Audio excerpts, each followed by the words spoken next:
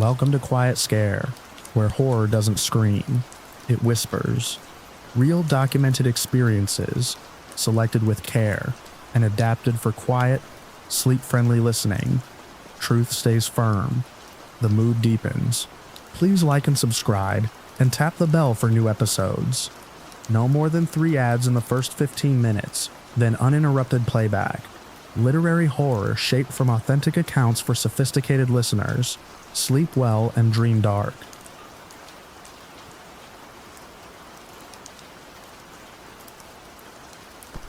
I wasn't supposed to be home that early.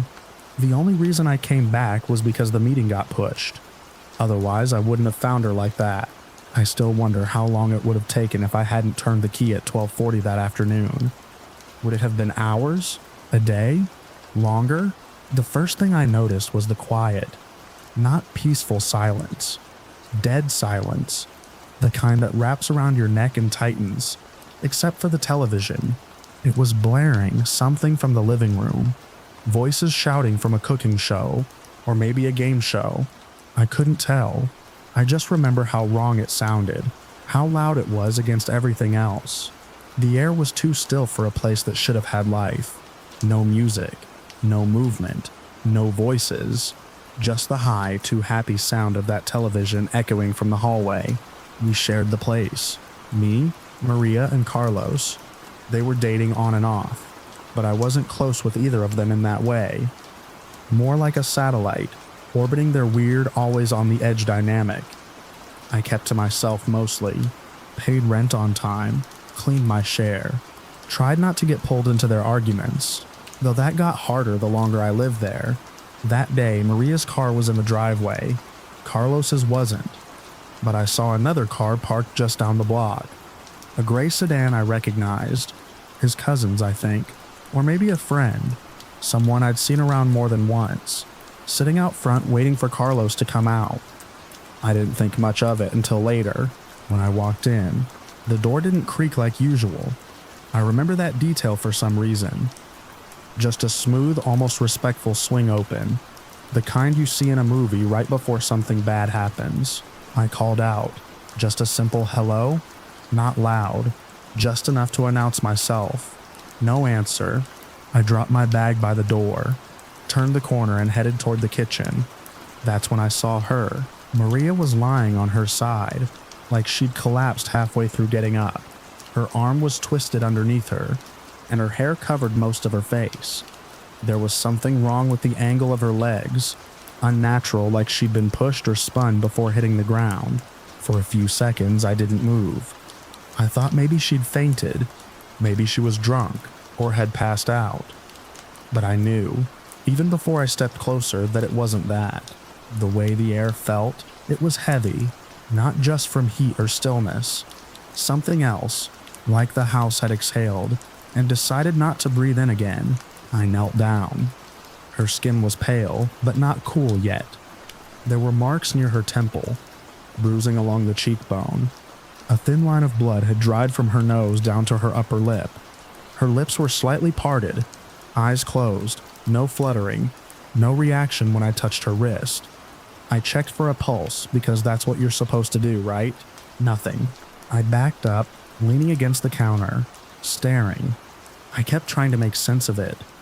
There wasn't a lot of blood, no smashed furniture, no screaming when I came in, just Maria, silent, and the TV still running. I reached for my phone with shaking hands, called 911.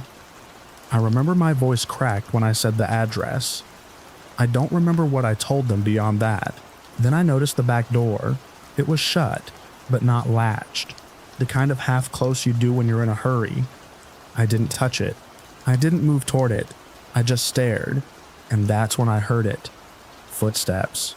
Not inside, outside. Moving quickly along the side of the house, toward the front. I stepped into the living room and caught a glimpse through the front window. Someone jogging, almost running. Not Carlos. Taller, slimmer, wearing a hoodie even though it was almost 80 degrees out. I opened the door and stepped out.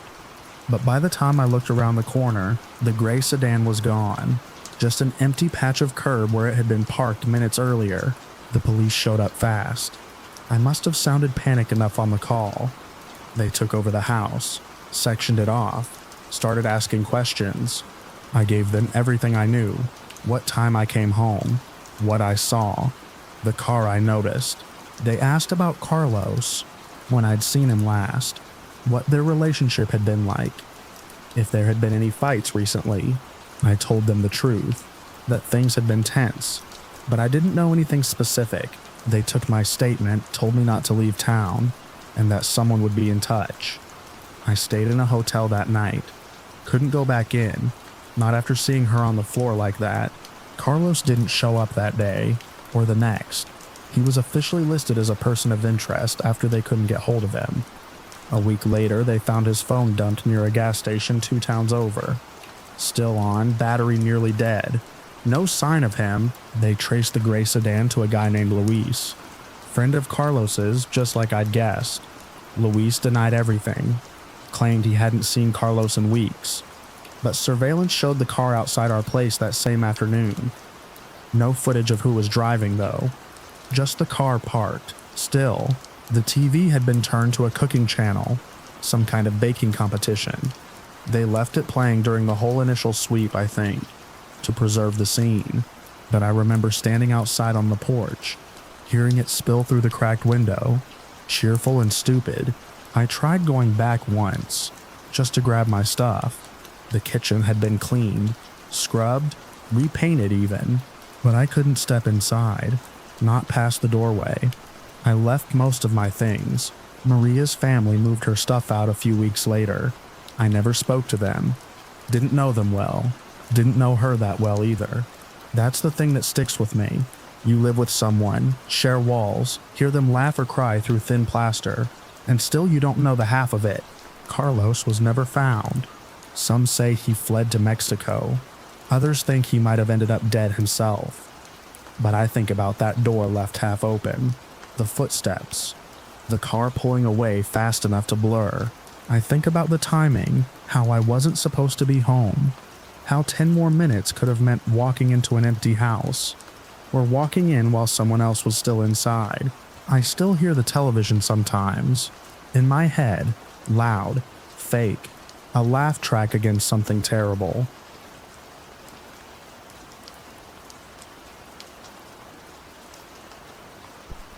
It started with a faint scratching noise coming from Ethan's baby monitor. At first, I thought it might be static, maybe interference from our Wi-Fi or some harmless anomaly in the signal. It was late, 2:30 a.m. to be exact, and I was half asleep on the couch with a half-folded load of laundry in my lap. My husband was away on a business trip, and I'd stayed up later than usual, trying to enjoy the quiet. The sound persisted. I leaned closer to the monitor's small speaker, expecting to hear the soft rise and fall of my son's breathing. But instead, I heard it, a low whisper, just one word, drawn out like a sigh through the speaker. No, clear as day, in a voice that didn't belong to my son. I froze. Ethan was only 4 years old. He couldn't whisper like that. Not so calmly. Not without waking up crying or calling for me. And he never said no in his sleep. I stood, the laundry spilling onto the carpet, and walked toward the hallway. Ethan's room was at the far end, past the kitchen, past the stairs. I stopped outside his door and listened. Nothing. Just silence. I opened it carefully. The nightlight cast a warm orange glow on the walls.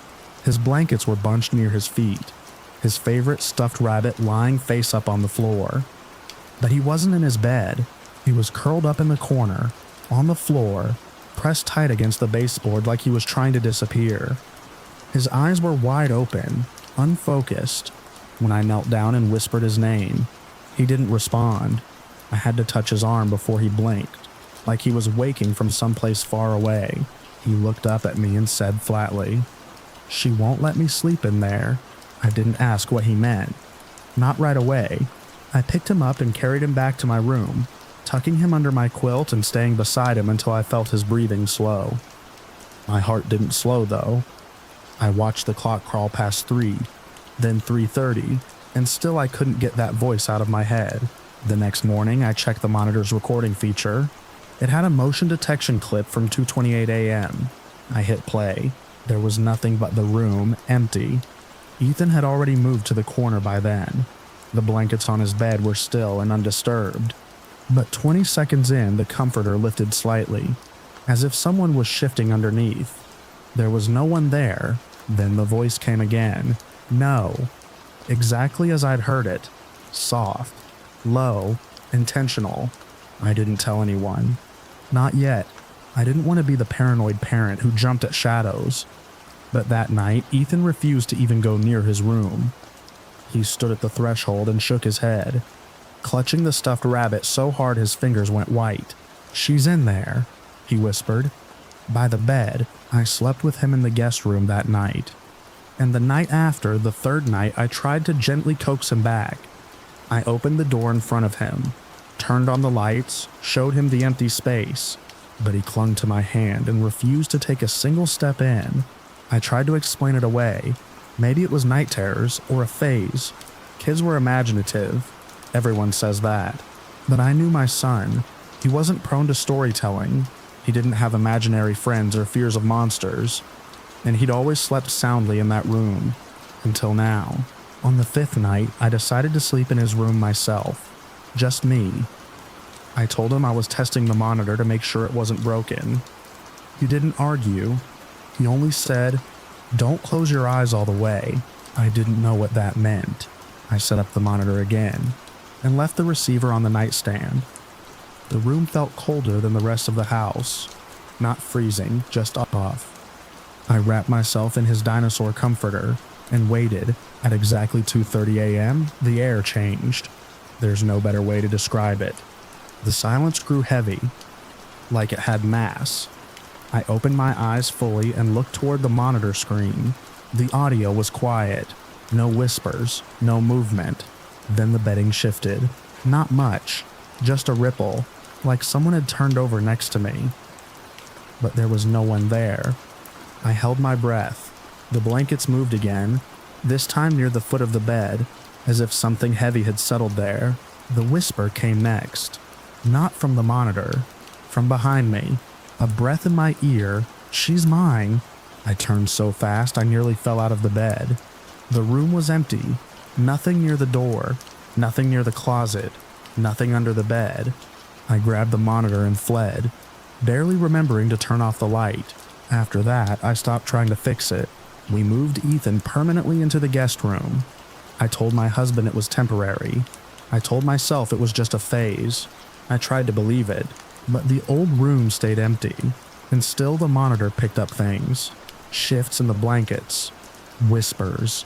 Sometimes I'd catch movement out of the corner of my eye when I passed the hallway at night. A flicker of something by the doorframe. Once the monitor screen glitched and showed a silhouette seated on the edge of the bed. Just for a second, but long enough that I dropped the thing. I stopped checking the footage after that. I kept the door closed. Taped it shut eventually. Ethan never asked about it. He'd walk past it without looking, like the space had ceased to exist. Months later, during a storm, the power flickered and reset our monitor settings. The old feed came back online by accident. I was in the kitchen when the screen lit up. The room was still empty, blankets flat, air still. But then, as I watched, the mattress sank slightly, like someone had sat down. No audio this time, just a faint imprint of pressure on an undisturbed bed. I turned the monitor off and unplugged it. Ethan's now 6. He doesn't talk about the room. I've never pushed him to. It's still there, untouched. A room sealed by silence and the weight of things we can't explain.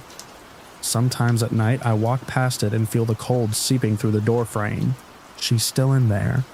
Whoever or whatever she is, waiting quietly, whispering things only the walls can hear.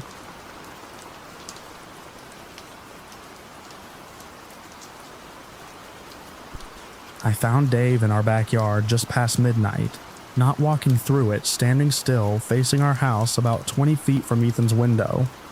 He didn't flinch when the porch light hit him, didn't wave, didn't say a word, just turned his head a few inches as if acknowledging me, and stood there. I didn't ask what he was doing. I didn't move closer. I just told him, calmly but loud enough to cut through the cold air, that he needed to go home. He didn't respond. After a moment, he turned and walked back through the bushes that separated our yards, slipping into his own like he'd never left. The next morning, I found the footprints. A single set spaced unnaturally even, pressed into the frost-darkened grass beneath Ethan's bedroom window. They weren't fresh.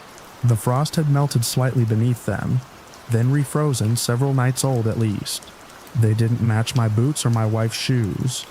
They led from the back fence to the base of the wall, then stopped. I didn't tell Ethan. He was only 6, and a jumpy sleeper to begin with. But I did talk to Carol. She lived 2 doors down, had known Dave since they were kids. She always gave off the impression that she knew more about the neighborhood than she let on. When I mentioned Dave being in our yard, her face didn't change. She didn't ask why he was there. Instead, she said he asked me if Ethan had been sick, said he hadn't seen him playing out front lately. That hit me sideways. Ethan never played out front. He was either in the backyard or inside. We never let him near the street. The only people who'd know his routines were the ones watching from the back, from somewhere they shouldn't be. The next night, I stayed up, sat in the living room with the lights off, the blinds cracked just enough to watch the backyard. Nothing happened, just the wind pushing branches around, the occasional flash of a neighbor's motion light flicking on for no reason. But the night after that, I saw movement. A figure. Again, near Ethan's window. I stepped out with a flashlight. This time, I didn't speak first. I swept the light across the yard and caught the shape mid-step. Someone crouching low to the ground. The beam froze him, and for a moment we just stared at each other. It was Dave again. This time he ran, through the hedge, over the back fence, into the dark. That was enough. I called the police. Told them everything I'd seen, what Carol had told me. The footprints, the late-night visits. They sent someone out, took photos, checked the footprints. Said they'd patrol more often, but there wasn't much they could do unless he was caught doing something specific. So I waited again. I didn't sleep much. Every creak in the floorboards made me sit up. Every rustle outside pulled me to the window. On the 3rd night after the police visit, I saw flashlights sweep across the backyards, 2 houses down. Then a voice called out, quiet but firm, and the sound of someone running.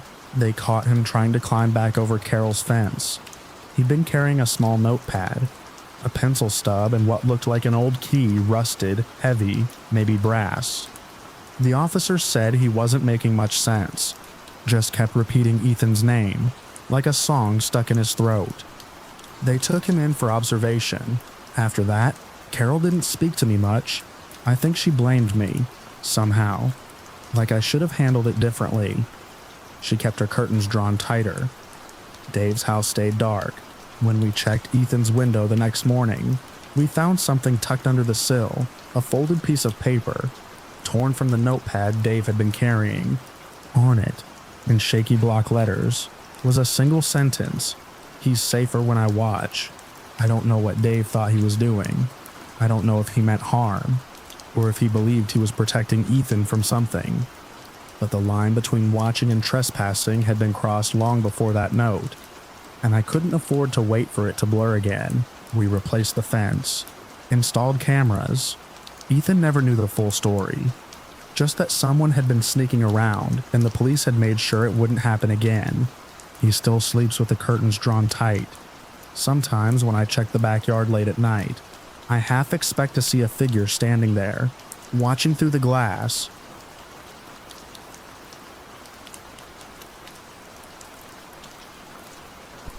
I was coming out of the gym just after 10 p.m., and the parking lot was mostly empty. There were maybe 4 other cars scattered across the far end of the lot, their windshields catching the glow of the overhead lights. The night was cold and dry, one of those evenings where the silence feels stretched too thin, like a rubber band ready to snap. I'd parked closer to the side exit than usual, wanting a quick way out since the place had been getting sketchier after dark. I had my gym bag over one shoulder and keys ready in hand. I don't dawdle after workouts, never liked hanging around sweaty and exposed in an open lot, especially not at night. I made it halfway to my car when I noticed him. A man standing between two compact cars, facing me directly. He wasn't walking, just standing there with his hands in his jacket pockets like he'd been waiting.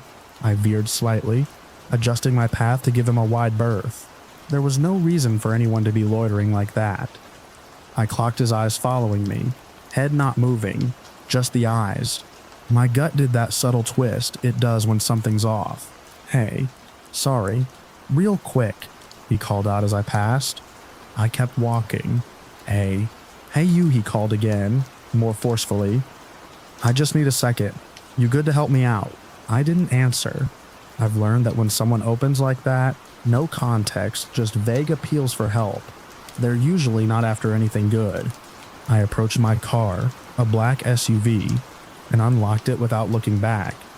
The gym bag hit the passenger seat with a thud. As I started to close the door, he was suddenly closer.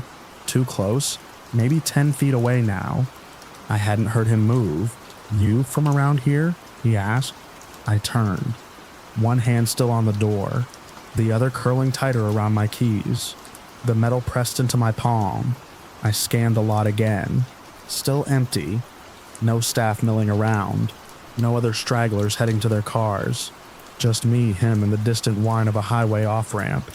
"Look, I've got a place just a couple blocks down," he continued. "You seem cool. You don't have to go right now or nothing. Just thought maybe you'd want to hang out." I stared at him, not answering. He had that loose, too casual tone. The kind people use when they're trying too hard to sound harmless. His jacket was unzipped, revealing a stained white tee, hands still in the pockets. He wasn't twitchy, but there was something too deliberate about the way he stood, like he was playing normal, not being it. I opened the driver door wider and stepped between it and the car. "I'm not interested," I said. "Flat?" He smiled without teeth. "Come on, I'm being real with you. It's just down the road. Nobody's there but me. We could talk, have a drink or something. You look like you could use one." I said no. I didn't raise my voice, just made sure each word landed solid. His face changed, barely, but I saw it. The way someone recalculates, like a predator remeasuring distance to a moving target. He took a step forward. I slammed the door shut and pivoted slightly so my right side was angled toward him. I didn't run, didn't shout. I reached back into the side pocket of my gym bag and pulled out the small canister of pepper gel I always carry. Held it low, hidden by the car door, finger sliding onto the safety. That's when he made the mistake. He stepped around the front of my car, closing the distance faster than I expected, hand still buried in that damn jacket. I moved back a half step and raised the spray. "I will use this," I warned. That stopped him. For a second, his mouth twitched. "What? Really? That's a bit much, don't you think? I'm just trying to talk." "You blocked my path. You followed me. You kept pushing after I said no. Step back now." For a second, he just looked at me. Then he smiled again. And this time it was worse. Wide, fake, stretched too far. "You're not the only one out here tonight, you know. Someone else might not be as nice as me." That line was too rehearsed, like he'd used it before. Maybe more than once. I didn't flinch. I raised the canister slightly so he could see it clearly. He didn't move, but the smile dropped. "You're lucky," he muttered. "You're lucky you had that." I didn't reply. He turned abruptly and walked off between the cars, not looking back, not hurrying either, just strolling like nothing had happened. I waited until he was well across the lot before I got in, locked the doors. I sat there for a few seconds, breathing slow, watching his shape recede into the shadows near the far fence. He didn't get into a car, just kept walking until he disappeared around the corner of the building. I drove straight to the main road and didn't stop until I was 3 exits down, parked under a gas station canopy lit up like daylight. That's where I finally let myself shake. Not much, just enough to get it out. I still don't know what he wanted. I don't care. What mattered was that I saw him. I mean, really saw him. Not just a man asking for help. Not just someone trying to talk. I saw the way he watched for openings. I saw the way he closed space when I didn't engage. and I saw how quickly his tone could shift when he realized he wasn't in control. He was practiced. Not polished, but practiced. I've run through the whole thing again and again. Maybe he would have left me alone eventually. Maybe he was just lonely or high or delusional. But that's not the bet I'm ever going to make. I was lucky that night. Not because I had spray on hand, or because I didn't freeze up. I was lucky because I trusted the feeling that something was wrong, and I didn't give him the second chance he was clearly hoping for. I don't park on that side anymore. I stopped going to that gym within the month, changed my routine, changed my hours, not out of fear, but because I won't let someone like that get close enough to try again. He saw me as a target, but I made sure the last thing he saw was someone ready to fight back.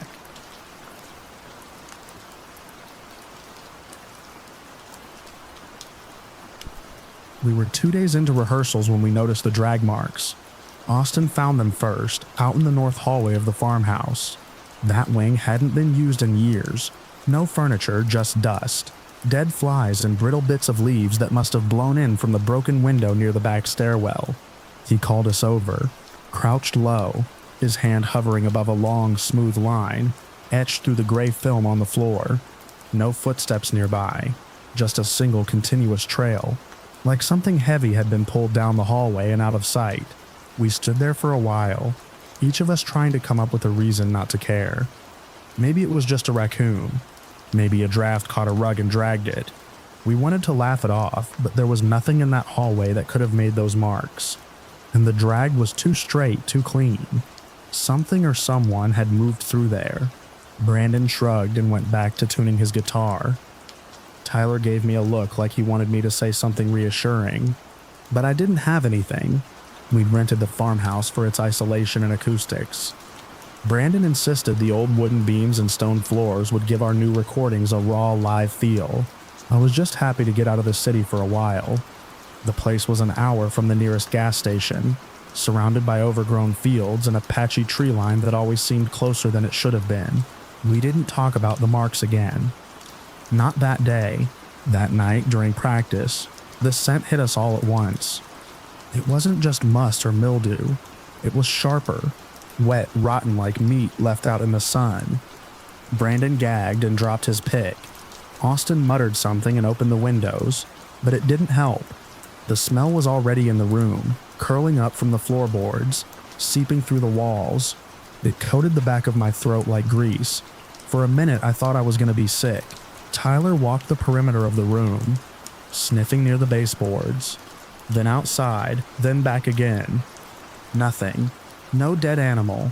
No clogged vent. Just that smell, steady and patient, like it was waiting for us to get used to it. We took a break after that. Brandon needed air. I just wanted quiet. I sat on the porch with my coffee and watched the tree line sway in the breeze. Though I couldn't feel any wind, the trees were too still. And I noticed it then. The figure, it stood just beyond the line where the tall grass met the trees, fixed, completely motionless. Too far to see clearly, but I could make out the contrast. Black shape against the lighter bark. The line of its shoulders, the slight tilt of a head. I thought it was a scarecrow at first, maybe someone's leftover prank. But it wasn't there earlier, I would have seen it. It didn't move. Not when I stood. Not when I walked halfway out into the yard. I called out, but the sound felt swallowed. Austin came out a minute later, phone in hand, asking about the Wi-Fi. I pointed, but the figure was gone. He said I must have been looking at a branch. That night, I barely slept.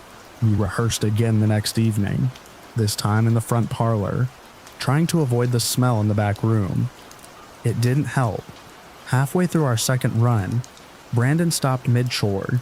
The scent was back, stronger now. We threw open every window and door, let the cold night air pour in, but it stayed, always hovering just behind us. And worse, the drag marks were spreading. They showed up in the kitchen next, then the narrow hallway leading to the old cellar door. Always one trail, always fresh. Tyler laid down tape to try and catch the outline of whatever was moving, but the tape was never disturbed. Just the dust, a clear swath cut through like someone had cleaned a path with a damp cloth. Austin set up a camera near the kitchen. Motion activated. We checked it the next day. Nothing. It hadn't recorded a thing. On the fourth night, Brandon saw the figure. We were setting up to record, and he was testing levels by the window when he froze.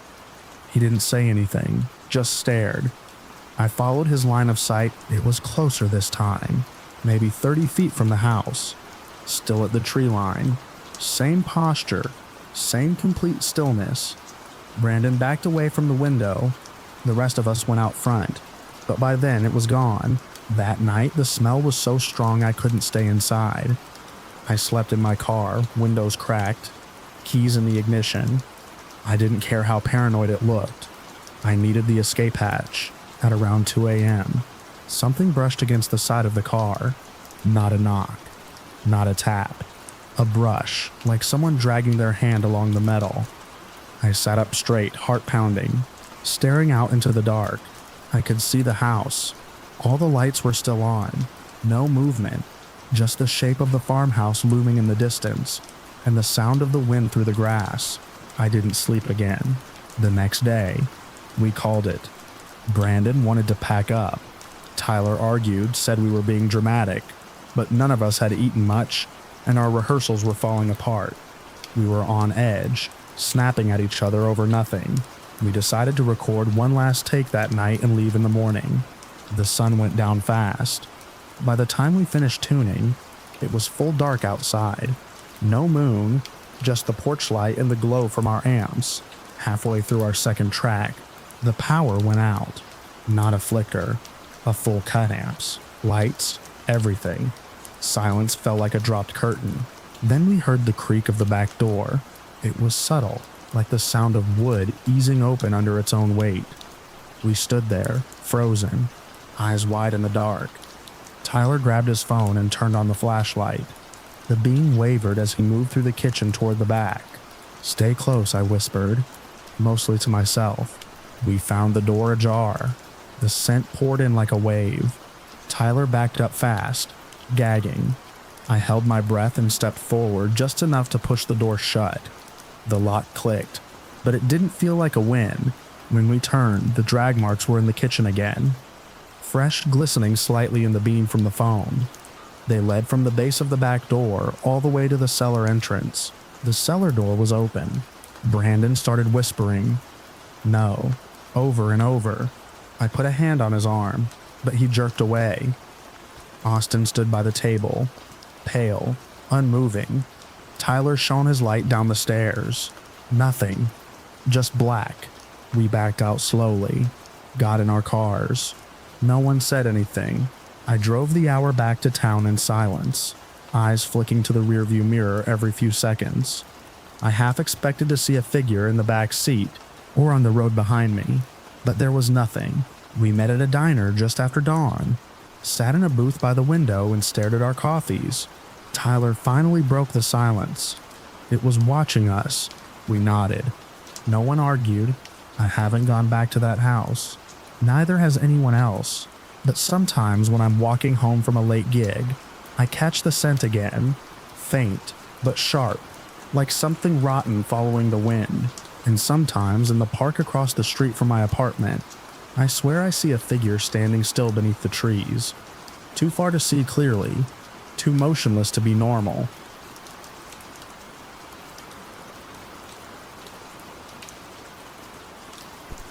I don't remember hearing the wind. That's what stuck with me later. You'd expect to hear it in the trees, feel it dragging cold fingers across your skin. But that night, in the woods behind Jesse's backyard fence, there was no sound at all, just the crunch of our own steps, and the occasional whisper between me and Tom as we looked for Jesse. It started as a dumb idea, night tag in the woods. Jesse's house backed right up to a stretch of state land, thick with pine and mostly unused except by deer and the odd hunter. We'd done it a dozen times before. Flashlight tag, dares, even a drunken Ouija board thing one summer. Nothing ever happened. It always felt stupid in the morning. This time, it was different. Jesse had gotten a new spotlight, one of those high beam LEDs, and wanted to test it. He swore it could hit a raccoon's eyes from 100 yards. Tom and I were game, even if it was late. We crossed through the gate in his fence around 9, climbed the little ridge where the lawn met the woods, and disappeared under the canopy. The game was simple. One person hides, the others count to 60 at the edge of the yard. Jesse volunteered to go first. We turned our backs and listened to him run off branches, snapping, leaves rustling, and then nothing. When the time was up, we clicked on our lights and followed. We weren't worried at first. Jesse was good at this. He liked to climb trees, wedge himself between boulders, disappear into holes that should have been too small. We started calling out after 15 minutes, just to speed things up. No answer. Not even a joke shout or rustle to mess with us. That's when Tom got serious. He stopped walking and aimed his light around like he was scanning for something more than just a hiding spot. "You think he's trying to scare us?" I asked. Tom didn't answer right away.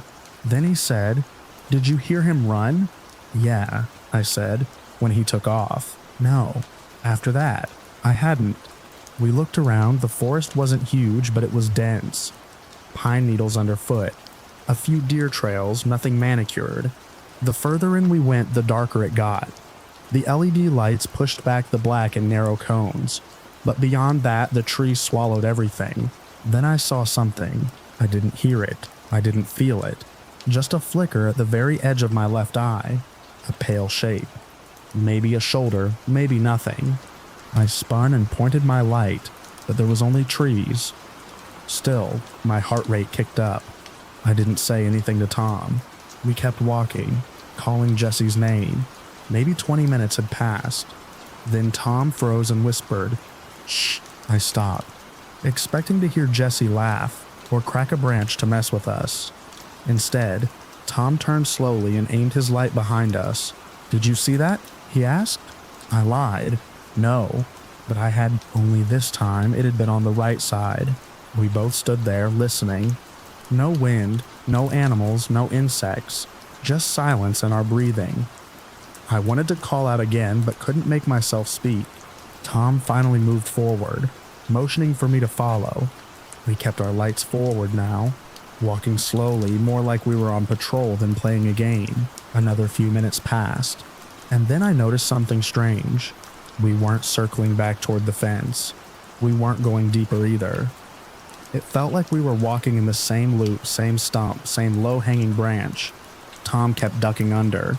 I started to feel claustrophobic, like the woods were folding around us. "Jesse," Tom shouted suddenly. We waited. There was a sound, not a voice. Something lighter, crackling, not from in front of us, from behind. We turned in unison and raised our lights. Nothing.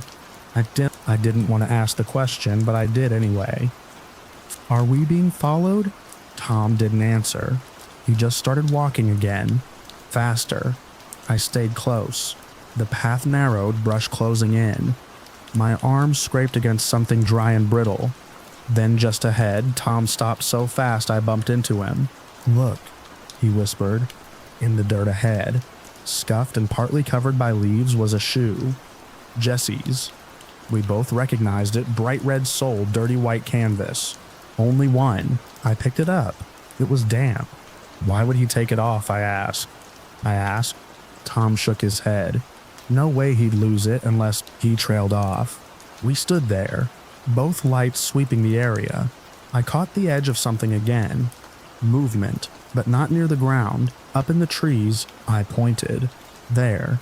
Tom looked, but whatever it was had gone. This time I told him what I saw. "Up?" he asked. I nodded. We didn't talk about what that could mean. We just started moving faster, not running, but not far from it. Another 10 minutes.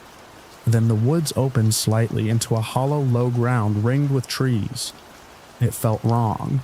I didn't want to go down into it, but Tom stepped forward, so I followed. That's when we heard it. A sound like someone breathing through their teeth. Sharp. Almost a hiss.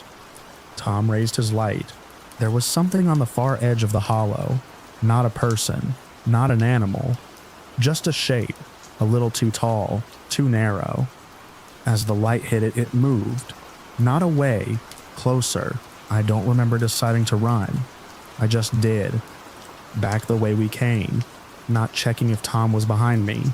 My breath tore in and out, branches whipping past. My flashlight shook in my hand, bouncing light off trunks and limbs. Then I heard Tom yell. It wasn't words, just a shout, short and sharp. I stopped, turned to rectum. Nothing, only trees, and the dark behind me. My chest hurt. I could feel my own pulse in my ears. I raised the light, trying to see any path, any landmark. Nothing looked familiar. I called his name.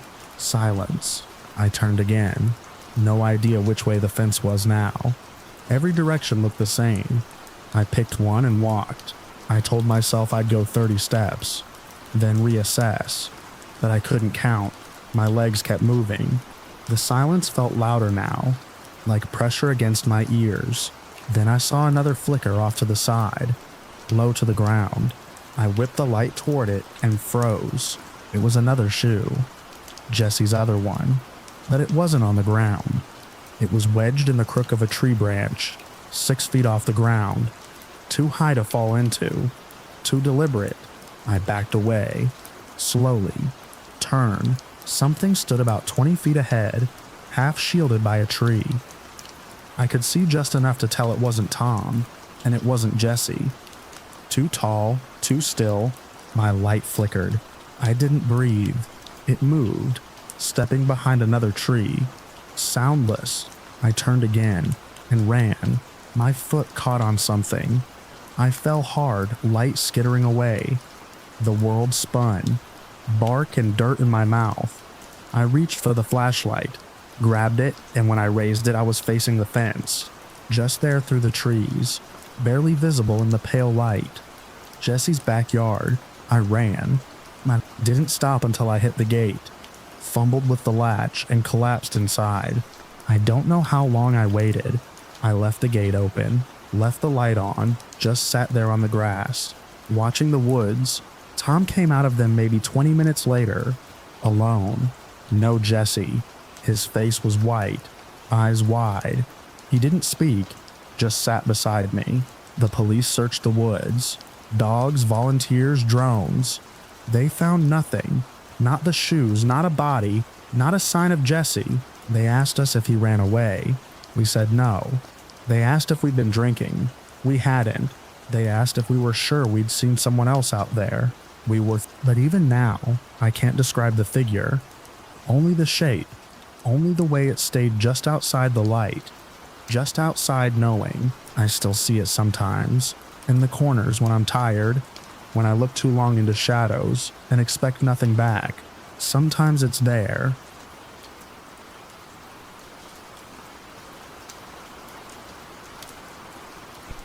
I was heading west on I-70, somewhere between Salina and the Colorado line. A stretch of highway where the horizon folds in on itself like a long gray ribbon. The stars were out barely, just pinholes through a gauze of high cloud cover. The road was quiet, except for the low hum of my tires and the occasional buzz from a moth slapping against my windshield. I had the cruise control set at 68, both hands on the wheel, eyes scanning out of habit more than urgency. It was just after 2 a.m. when I first saw the vehicle. A van, maybe 20 car lengths ahead. Its taillights kept wobbling, not weaving across lanes exactly, but drifting. A slow left, correction, slow right. The kind of motion you'd expect from someone trying not to fall asleep. I watched it for a while, waiting for it to either straighten out or swerve into a ditch. Instead, it veered abruptly onto an off-ramp, without signaling. I let off the gas. It was one of those forgotten exits that led to little more than a turnout or an abandoned rest stop. No signage, no lights. I don't know why I followed. Maybe it was curiosity. Maybe I wanted to make sure no one needed help. Or maybe it was just the night, the kind that wraps around your thoughts and makes you think you're supposed to see something. The ramp curved down into a patch of gravel wide enough for semis to park. At the far end, under a set of dead floodlights, the van had stopped. The brake lights had gone out, and it just sat there. No one got out. No dome light came on. I rolled in slow, engine idling, and stopped a good 30 yards back. At first I thought it was abandoned, but then I saw the figures. There were people inside, at least 5, maybe more. I could make out their silhouettes through the side windows, sitting completely still, front seat, middle row, back, all facing forward. Not one of them moved, not even a shift or a turn of the head, just shadows in seats, like mannequins left out for a prank or a film shoot that wrapped years ago. I turned off my engine, opened my window. The air was dry, still, no sound but the occasional tick of my cooling engine. I waited. Nothing changed. The van didn't rock. No one opened a door or turned to look. Just stillness. I leaned out a little, squinting at the rearview mirror on the driver's side. The angle wasn't great, but it gave me a better view of the front seat. The driver was slumped slightly forward, hands on the wheel, passenger upright, both motionless. That's when Mark pulled up behind me. I hadn't seen his car in the rear view, but there he was, an old green Subaru with a roof box, headlights off. He parked to my right, got out quietly, and came around the front of my car, hands in his jacket pockets. I knew him only vaguely from a gas station earlier that night. We'd nodded at each other, both reaching for the same pack of gum. Now here he was again, mouth pulled into a tight line. "You saw them too?" he asked. I nodded. They just parked and sat there, haven't moved since. He took a few steps forward, stopping when he reached the edge of the lightless stretch between us and the van. His shoulders were hunched, like he didn't want to see what he was seeing. "How many do you count?" "6, maybe 7, he exhaled through his nose. I counted 9. I looked again. It was hard to tell. Some of the figures blended into one another in the dimness. They sat too still. No one checking their phone, no one turning their head, just seated, like props, but too detailed for that. The curve of a neck, a strand of hair against glass. Then, one of them twitched. It was the figure in the far back, passenger side. A sudden jerk shoulder to neck, like someone waking from a nightmare or fighting off a seizure. The others didn't react, didn't move at all. I pulled my door shut without thinking and hit the lock button. Mark stepped back. "You saw that?" he asked, voice low. I nodded again. Yeah, there was something off about the way it moved. Not just the suddenness, but the timing. Like it didn't come from within, but from a string being pulled at just the wrong angle. We watched for another minute. No further motion. But the tension in the air didn't ease. If anything, it tightened. Mark walked back to his car. He didn't say anything else. Just got in, started it up, and reversed slowly back toward the on-ramp. I stayed a little longer. I don't know why. Maybe I expected the van to pull away. Maybe I thought if I watched long enough something would make sense. But nothing did. The more I stared, the less human the figures felt.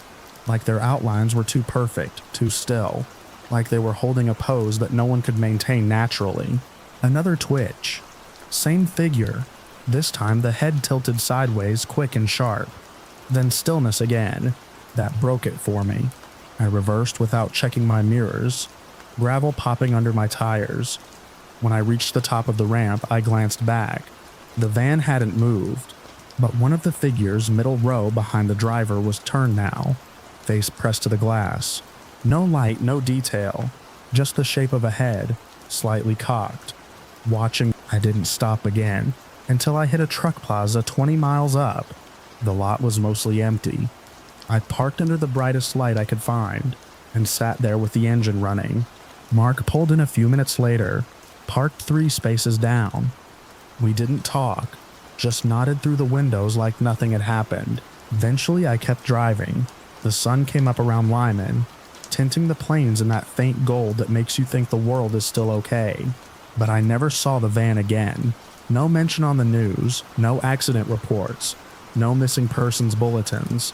Just a slumped driver, 8 unmoving passengers, and a twitch that didn't belong.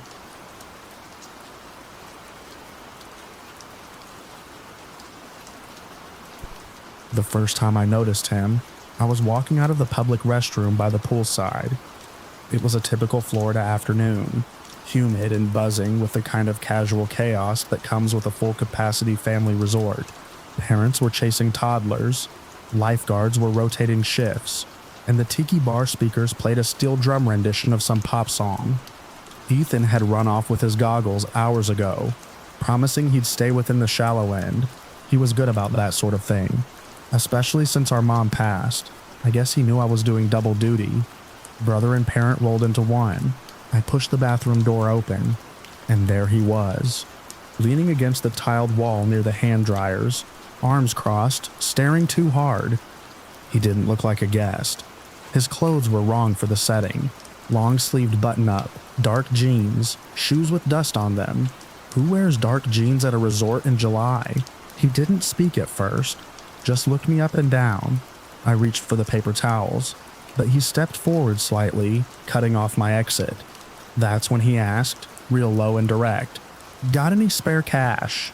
Something about his voice felt off. Not the tone, more the delivery, like he'd practiced it and didn't quite believe it himself.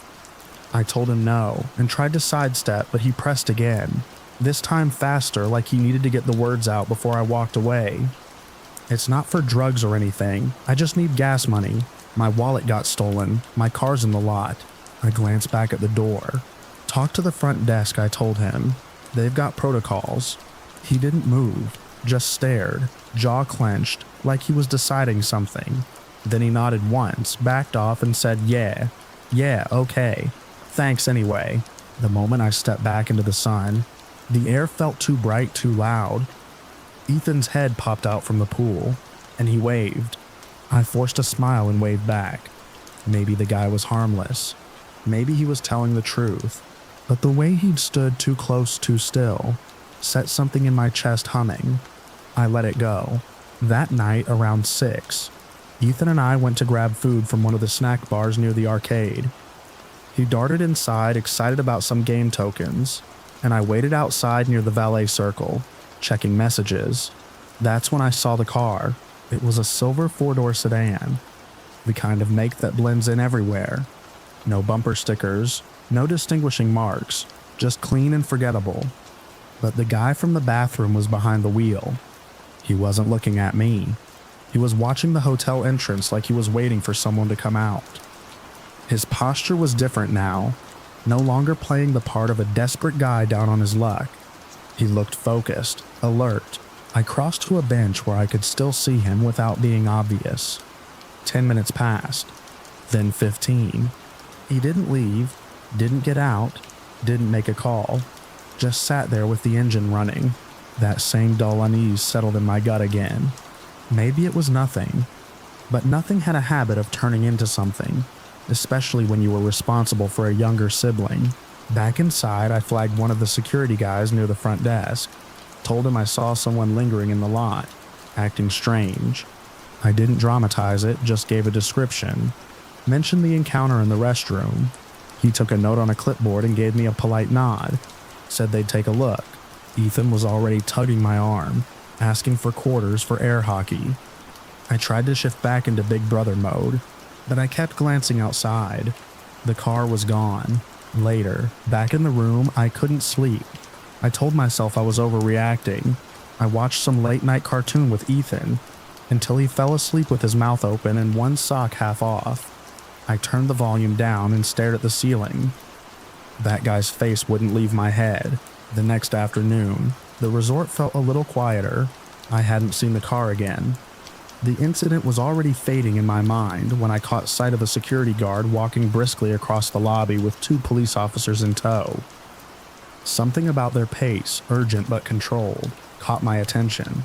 They weren't rushing, but they weren't idling either, and they weren't heading toward any guests. A few minutes later, a hotel staffer I'd spoken to earlier passed by with a phone to his ear, eyes darting. He paused when he saw me. "Hey, you're the guy who mentioned the silver sedan yesterday, right?" I nodded. He glanced over his shoulder and lowered his voice. "Good instinct. That guy wasn't supposed to be here. Said he was a solicitor from a local charity. Claimed he had a meeting with management. No appointment on file. And the plates on his car didn't match the registration." Something behind my ribs went cold. I asked, "They arrest him?" The staffer gave a tight nod. Caught him trying to talk to a couple of kids near the vending machines earlier. One of the moms got uncomfortable and flagged security. When they approached, he got evasive. That's when they called it in. I sat down hard on one of the lobby couches. Ethan was still at the activity center, probably oblivious to all of it. I kept thinking about that moment in the restroom, the too close stance, the weird insistence. He hadn't looked at me like someone asking for help. He'd looked like someone trying to figure out how much resistance he'd get. Later that evening, security gave me a formal thank you and mentioned they'd included my report in the official statement to the police. The officers didn't share much, just that he had a record and was wanted for questioning in another county. The silver sedan was impounded. I watched it get loaded onto a flatbed from the balcony of our room, the light fading into dusk behind it. Ethan sat beside me with a popsicle, swinging his legs. I didn't tell him everything, just enough to make sure he'd be more cautious around strangers. That was the end of it, at least for us. No one got hurt, nothing made the news, but the story plays on a loop in my head when I least expect it. Not because of what happened, but because of what almost did. One wrong move, one distracted minute, and the ending might have been different.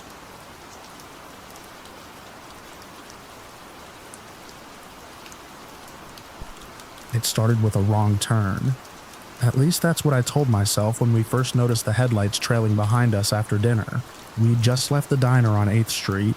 Olivia had driven, but I took over since she'd had a couple of cocktails with her pancakes of all things. Zoe sat in the back flicking through her phone, music playing quietly under her breath. It was late, probably 10:30, and the streets had emptied out to that quiet hum of city life that only surfaces deep into the night. Far-off sirens, the occasional thrum of a distant train, the wind nudging garbage bags along the curb. The sedan behind us didn't flash its brights or rev its engine. Nothing overt, but it made the same turns we did, twice. Then again, when I took a right on Maple Drive, a back way none of us usually used, the car followed. I felt Olivia shift in her seat. "You see it too, right?" she asked, voice low. I nodded. Zoe's phone light flicked off. She'd gone still. We weren't far from Olivia's building, which had a private entrance through a narrow alley with a gate that locked from the inside. Normally, we parked out front and walked in through the lobby, but I didn't like the idea of this car seeing where she lived. At the next light, I made a snap decision and turned left instead of right. It was a longer route winding through a few residential blocks with tighter streets and lower light. The kind of place where motion sensors controlled porch lamps, and most driveways sat empty at this hour. The car stayed with us. Not speeding, not tailgating, just present. Always 2 car lengths behind. Engine steady, no swerves, no signs of road rage or distraction. Whoever was in there knew exactly what they were doing. I started narrating out loud, not to freak anyone out, but to ground myself. Okay, going right on Juniper. Let's see if he follows. Yep. Zoe leaned forward between the seats. What kind of car? Older Honda. Beige or silver. Can't tell in the dark. Plates are dirty, can't make them out. I didn't say what I was really thinking. This wasn't random. No one accidentally follows someone through 5 consecutive non-main road turns at night. 2 more turns, and I had the building in sight. The private entrance had an automatic gate triggered by a key fob. Olivia kept clipped to her bag. It opened slow, metal teeth parting with a grinding mechanical groan. You could hear half a block away. We needed a distraction, or at least enough distance to not show them exactly how to get in. I sped up. Not by much, but enough to create a gap. Then, at the corner of Birch and Park, I took a sudden right without signaling and pulled into the first driveway I saw. Killed the lights and reversed back out to go the other way. A classic loop fake-out. Zoe kept an eye on the rear window. Still behind us. Not fooled. They hadn't slowed, hadn't signaled. They just mirrored the turn, unhurried, as if we were the ones being predictable. We'd passed a small 24-hour laundromat and a darkened elementary school. Still behind us. Then I caught the break we needed. 3 blocks ahead, just past a construction site, a line of cars was double parked under a flickering street lamp. I pulled in fast behind the last one, cut the engine, and told the girls to duck. We waited. 2 minutes. Nothing. Then the sedan coasted past. Slower than before. Driver's side windows up. No faces visible. Just silhouettes. 2 figures, neither looking our way. But I felt them watching anyway. The car didn't stop. It rolled through the intersection and turned left, vanishing behind a row of hedges. We sat another minute. I restarted the engine and pulled back onto the road, taking a different path to the building. No sign of them. I took the alley entrance, pulling up to the gate. Olivia scrambled for her bag, found the fob and hit the button. The gate groaned open. As it did, I saw it, parked halfway down the block, engine idling, headlights off. Was the same sedan. They'd circled back. No movement inside. Just sitting there, angled slightly toward us. My hands tightened on the wheel. "Go," I said. Olivia was already halfway out. Key fob clenched in her fist like a weapon. Zoe slipped out behind her, bag slung over one shoulder, eyes never leaving the street. They entered the courtyard through the gate as I eased the car inside. I didn't look over at the sedan until the gate began to close behind us. Just before it shut, I saw one of the doors open. A figure stepped out. Tall, lean, hoodie pulled up. They didn't approach, didn't wave, just stood there, watching through the narrowing gap until the gate clicked shut with a final metallic clang. We didn't speak as we made our way upstairs to Olivia's place. Once inside, Olivia locked both the deadbolt and the chain. Zoe pulled the blinds. I shut off the lights and cracked a window to listen. Silence. Just the buzz of the street lamp and the far-off hum of traffic. I stayed the night on the couch. None of us slept much. Every creak in the building felt amplified. Every car that passed outside raised a new spike of tension. But nothing else happened. No knocks, no calls, no alarms. By morning, the sedan was gone. We filed a report, gave what little we had make, model, time, location. The officer took notes, but didn't seem hopeful. Could have been a misunderstanding, he said. Sometimes people just get lost. Sure, but I knew what I saw. That wasn't confusion. That wasn't aimless wandering. That was someone with time, patience, and a reason. We started using the main lobby entrance again, but I always checked the street before we went out. Olivia changed her parking spot every few days. Zoe started carrying pepper spray. Nothing's happened since. But sometimes, late at night, I'll find myself looking out my own window, just watching, just listening, because that feeling never fully went away.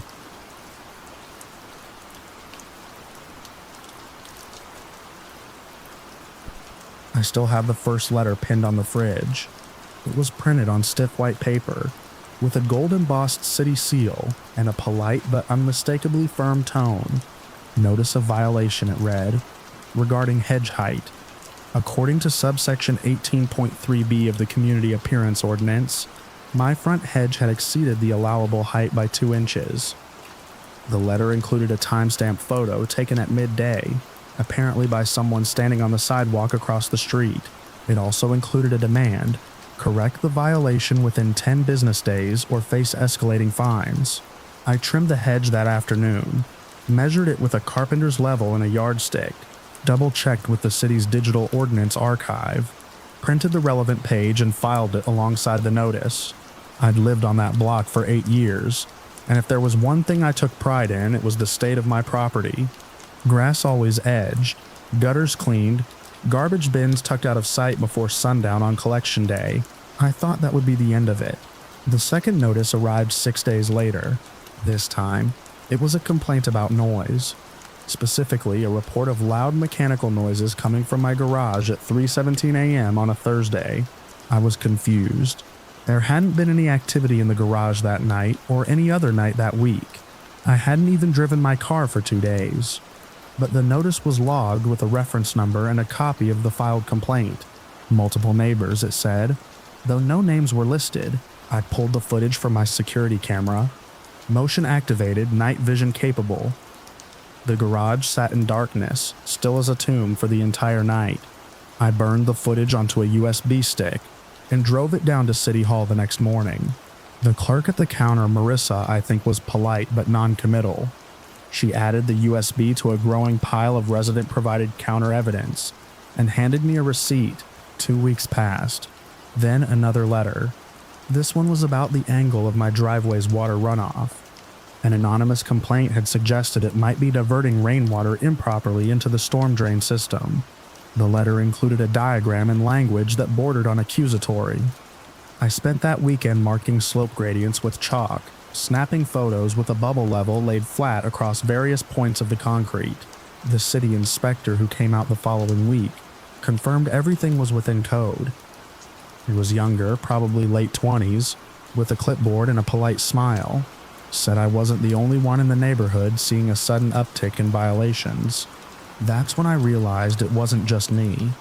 Judy across the street had been cited for a wind chime deemed excessively resonant. Marcus at the corner got written up because his recycling bin had been out 20 minutes past collection. But even as other neighbors complained, their issues faded after 1 or 2 notices. Mine kept coming. Every few days another envelope slid into my mailbox. A flower bed encroaching on the sidewalk by an inch. The exact shade of paint used on my fence being 1 tone too bright for compliance. A supposed smell of gas from my backyard barbecue grill, filed at 10:42 a.m. on a Wednesday when I was at work, and my grill hadn't been touched in over a week. Each time I've documented photos, video, time-stamped receipts. I built a binder 2 inches thick with rebuttals and proof of compliance. My wife called it overkill, said maybe I was drawing attention by being too exact, but I knew something wasn't right. There was a pattern. Every report was precise, timed, filed just close enough together that I could never quite catch a break. They weren't random complaints from annoyed neighbors. They were tactical. I started logging them chronologically on a wall calendar. Dates, times, alleged violations, actions taken. After the 8th entry, I noticed all the complaints had come in between 9 a.m. and 11:30 a.m., or between 2 and 4 p.m. Business hours, working hours. Someone had made it a part of their daily routine. I filed a Freedom of Information request with the city clerk's office, asking for access to redacted metadata, timestamps, and filing methods for the complaints lodged against my address. It took a week to come back. All but one had been submitted digitally via the city's online code violation portal, all from the same IP address. The city wouldn't give me the exact source, citing privacy policies, but the IT department hinted the IP was local within the same municipal zone, likely on the same street. That night, I walked the block slowly, noting who had outdoor security systems, who kept to themselves, who might have a motive, but it was all speculation. I didn't want a witch hunt. I just wanted it to stop. Then came the property appraisal. A man I didn't recognize wearing a city badge showed up unannounced on a Tuesday morning. He claimed to be conducting a random survey for reassessment, asked to measure square footage, inspect the foundation. I asked for paperwork. He had none. I refused entry. He left without argument. 2 days later, a notice appeared. Failure to cooperate with a municipal appraisal. Fine pending. I called the city. They had no record of sending anyone. The badge number he gave didn't exist. I started keeping a log of every car that drove past the house during business hours. Noticed a beige sedan that circled the block 3 times a week, always around 10 a.m., always slowing in front of my driveway. The final straw came when the city sent a compliance officer for a noise complaint. Again, a 3 a.m. disturbance report. I showed him the camera footage. Nothing, not a sound. I played back the audio feed, let him listen. He was quiet. Said he'd been to 4 houses that week for noise complaints logged in the same time slot. Same complaint language, same tone. All dismissed for lack of evidence. I asked him point blank if someone could be abusing the system. He shrugged. Not unheard of. I submitted a formal petition to the city council, presenting my binder, the calendar, the metadata timeline, the USB footage. Requested an internal review.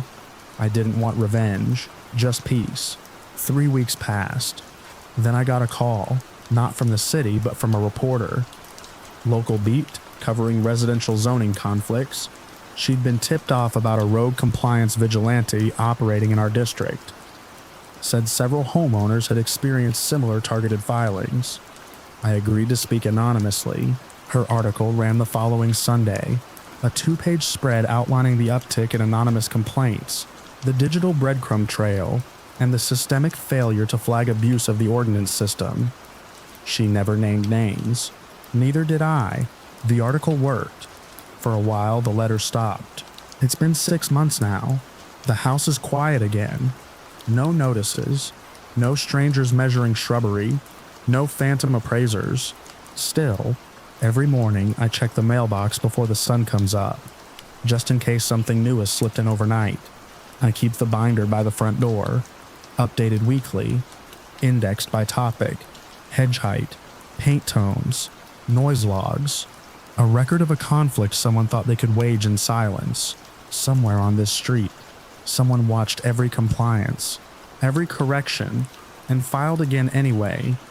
Not to fix the neighborhood, but to punish mine, and I still don't know why.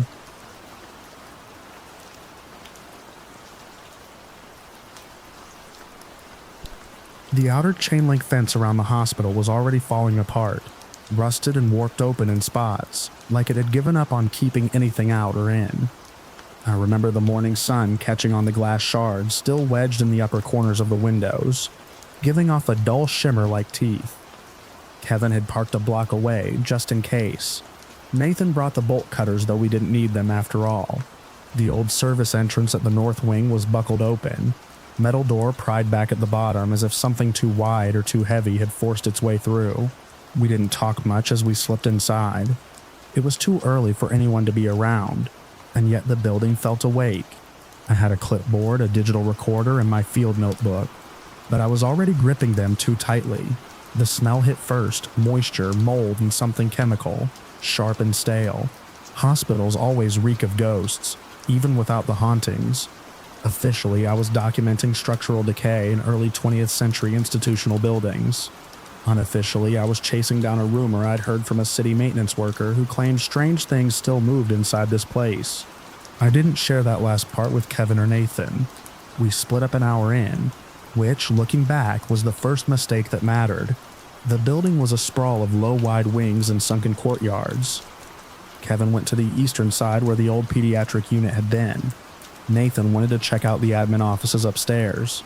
I stayed in the central hallway, following a row of doors with peeling Red Cross stickers and dust-covered observation windows. A stairwell led out near radiology. I stepped over a collapsed ceiling tile and past an overturned gurney. All the glass panels in this section had been smashed from the inside. A fire door at the end of the corridor was wedged partway open, and the hallway beyond was darker than the rest. I tried to note the water damage on the ceiling panels, but found myself just listening. Not in the casual sense, but with that held breath stillness that settles in when something's not quite right. There were no animals, too quiet for that, but there was a feeling of pressure, as if the air itself was leaning closer. I made it through radiology, and on the other side found something strange. A pile of medical files dumped across a narrow corridor. Pages fluttered and yellowed like they'd been rifled through in a hurry. Nearby, a crash cart lay on its side. The wheels were locked, but the drawer latches had all been broken, like someone had yanked them open at once. That's when I noticed the sound. At first, I thought it was my own footfalls echoing too long, but it wasn't. The rhythm was wrong. Too slow, too heavy. It came from one hallway over, off to the left where the maternity wing used to be. The footsteps were irregular, scuffing and dragging. Not boots, not shoes, just mass. Someone or something large enough to make the floor complain. I moved quietly, crouched behind a half wall where a nurse's station had once stood. The noise came closer, paused, then changed direction. I could hear it brushing against things. I could hear the soft plastic crinkle of old IV bags being nudged aside. My radio clicked. A faint whisper of static. Kevin's voice came through, hushed and distorted. He said he was headed back to the entrance. Something had spooked him. Nathan didn't respond. I stayed still. Too still. I should have moved then. Should have gone back the way I came. But curiosity tightened around my chest like a belt. When the sound faded, I crossed the corridor and ducked into the old birthing suites. The rooms were mostly stripped, but some still had rusted bed frames bolted to the floor. In one, I found a dried footprint in the dust. Bare, wide, not mine, and fresh. As if the pressure of its step had only recently settled. I turned to leave, and felt it then. That invisible line between being alone and being watched. There was a presence in that wing. Nothing I could see, but something patient, deliberate. Every sound I made felt mirrored. When I paused, it paused. When I moved, it shifted. It wasn't just echo, it was tracking. I didn't wait for a closer encounter. I cut through a side corridor that looped toward the morgue. My hand scraped along the wall, catching on torn vinyl. I passed broken lights, each casting long diagonal shadows like stretched fingers. The morgue door was slightly ajar. I should have kept going, but I pushed it open. Inside, the temperature dropped. Not just cooler, it felt stored, like a leftover cold. The stainless steel tables were gone, but the wall coolers still lined one side. Some were open. One had a pair of shoes inside, children's size, pink and dirty. I backed out slowly and turned to find the hallway behind me dark. Not fully black, but wrong. The windows on this side should have let in daylight, but everything looked dim and gray, like the color had been drained. I didn't hear footsteps anymore. I heard breath, low and slow, wet. It wasn't mine. I ran, through the corridor, down past the records room where file cabinets lay on their sides. Papers blanketed the floor like leaves. I kicked through them, slipping, catching myself on a handrail. I called for Kevin, then for Nathan. No reply. I made it back to the central hall. The light was normal again, brighter, the air less heavy. I could still hear the distant thud of my footsteps echoing back, except now I wasn't sure all of them were mine. Kevin was already at the exit, pacing. He said he'd seen something too, just a shape standing still at the end of a hall. No face, no movement, just waiting. We called out for Nathan, over and over. Nothing. I was ready to call 911 when we saw him coming down the west corridor, walking slow, head down. He was covered in dust and had scratches on both arms. But he wouldn't explain what happened. Said he got turned around. Said the stairwell he used didn't go anywhere. Said he heard us calling from rooms that weren't there. We left without speaking again. Outside, everything felt flat. Even the wind seemed careful not to touch us. That night, I listened to the recorder from my belt mic. Most of it was static and footsteps. Mine mostly. But at the 47-minute mark in the radiology wing, there was something else. Not speech. Exactly. But not just noise either. Like syllables half-formed in the back of a dry throat. I checked the tape twice more. Kevin wouldn't listen. Nathan wouldn't answer his phone. I went back 1 week later. Alone. I stayed on the first floor. Didn't go past the courtyard. But every doorway, every broken window, gave off that same feeling. As if the building itself remembered me. As if something inside was listening. Waiting.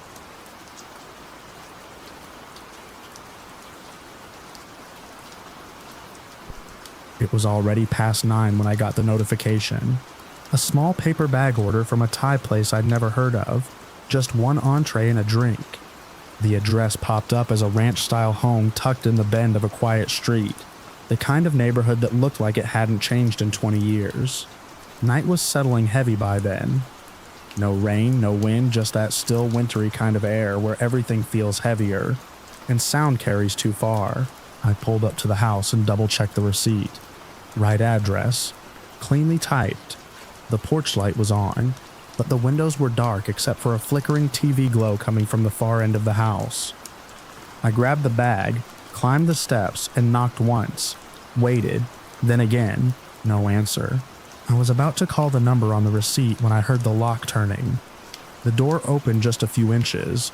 An old woman peered out at me, the chain still in place, She looked exhausted, not just tired, but ground down, with grayish skin and wisps of white hair stuck to her face like she'd been sweating. Her eyes squinted as if the porch light hurt. When she spoke, her voice was hoarse and quiet. I didn't order anything. I held up the receipt and bag. This is 2127 Bramble Way, right? Yes, she said without hesitation. But then she shook her head. No one here ordered anything. I live alone. Something in her tone was strange. Not annoyed, not even confused, just weary. Like she'd had this conversation before. I checked the bag again. The receipt listed no name, just online order and the address. I asked her if maybe someone in her household placed it for her. She just looked at me for a long second, then said again, "There's no one else here." She didn't ask what the food was. She didn't look at the drink or take the receipt to confirm. She just slowly closed the door and slid the bolt back into place. I stood there for a while, long enough for the porch light's motion sensor to reset and go dark. When I got back to the car, I tapped into the app to report the refused delivery. There was an option to call the customer, whoever that might be, but no number had been provided, just the same address and a generic name, N.A. I was debating whether to leave the food and mark it complete, when I noticed something that hadn't registered before. There was another car parked across the street, not in a driveway, just sitting at the curb with its lights off. A silver sedan, clean and modern, unlike most of the vehicles in that neighborhood. The windows were tinted. At first I thought it was a neighbor, maybe watching TV or waiting for someone. But there was no movement, no glow inside. It looked completely inert. I stared at it for a beat longer than I should have. Then I placed the bag on the porch, took a photo for the app, and drove off. That should have been the end of it. Just a weird interaction with someone who didn't want surprise food. Happens sometimes. But 2 days later, another order came in. Same restaurant, same address. This one came in earlier, about 6:40 p.m., and was a bit larger. 2 entrees, some sides, and another drink. I hesitated when I saw the address, thinking maybe it was a fluke repeating itself. But curiosity got the better of me. When I pulled onto Bramble Way, I noticed 2 things right away.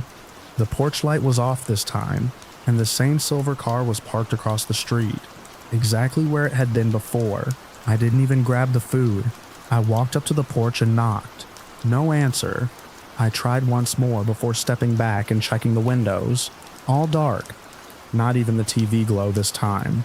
I placed the food down again, took the photo, and turned to leave. But something stopped me. The chain was hanging loose from the inside of the door. Last time, she had opened it with the chain still fastened, but now it hung limp, visible through the crack between the frame and the door.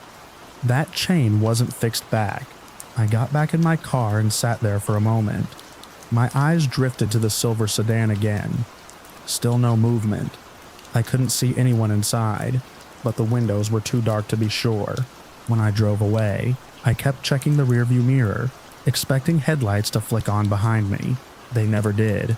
I didn't talk about it to anyone until it happened a 3rd time, a week later, Friday night. Same restaurant. This time it was a prepaid cash tip, and the order was even larger enough for 3 or 4 people.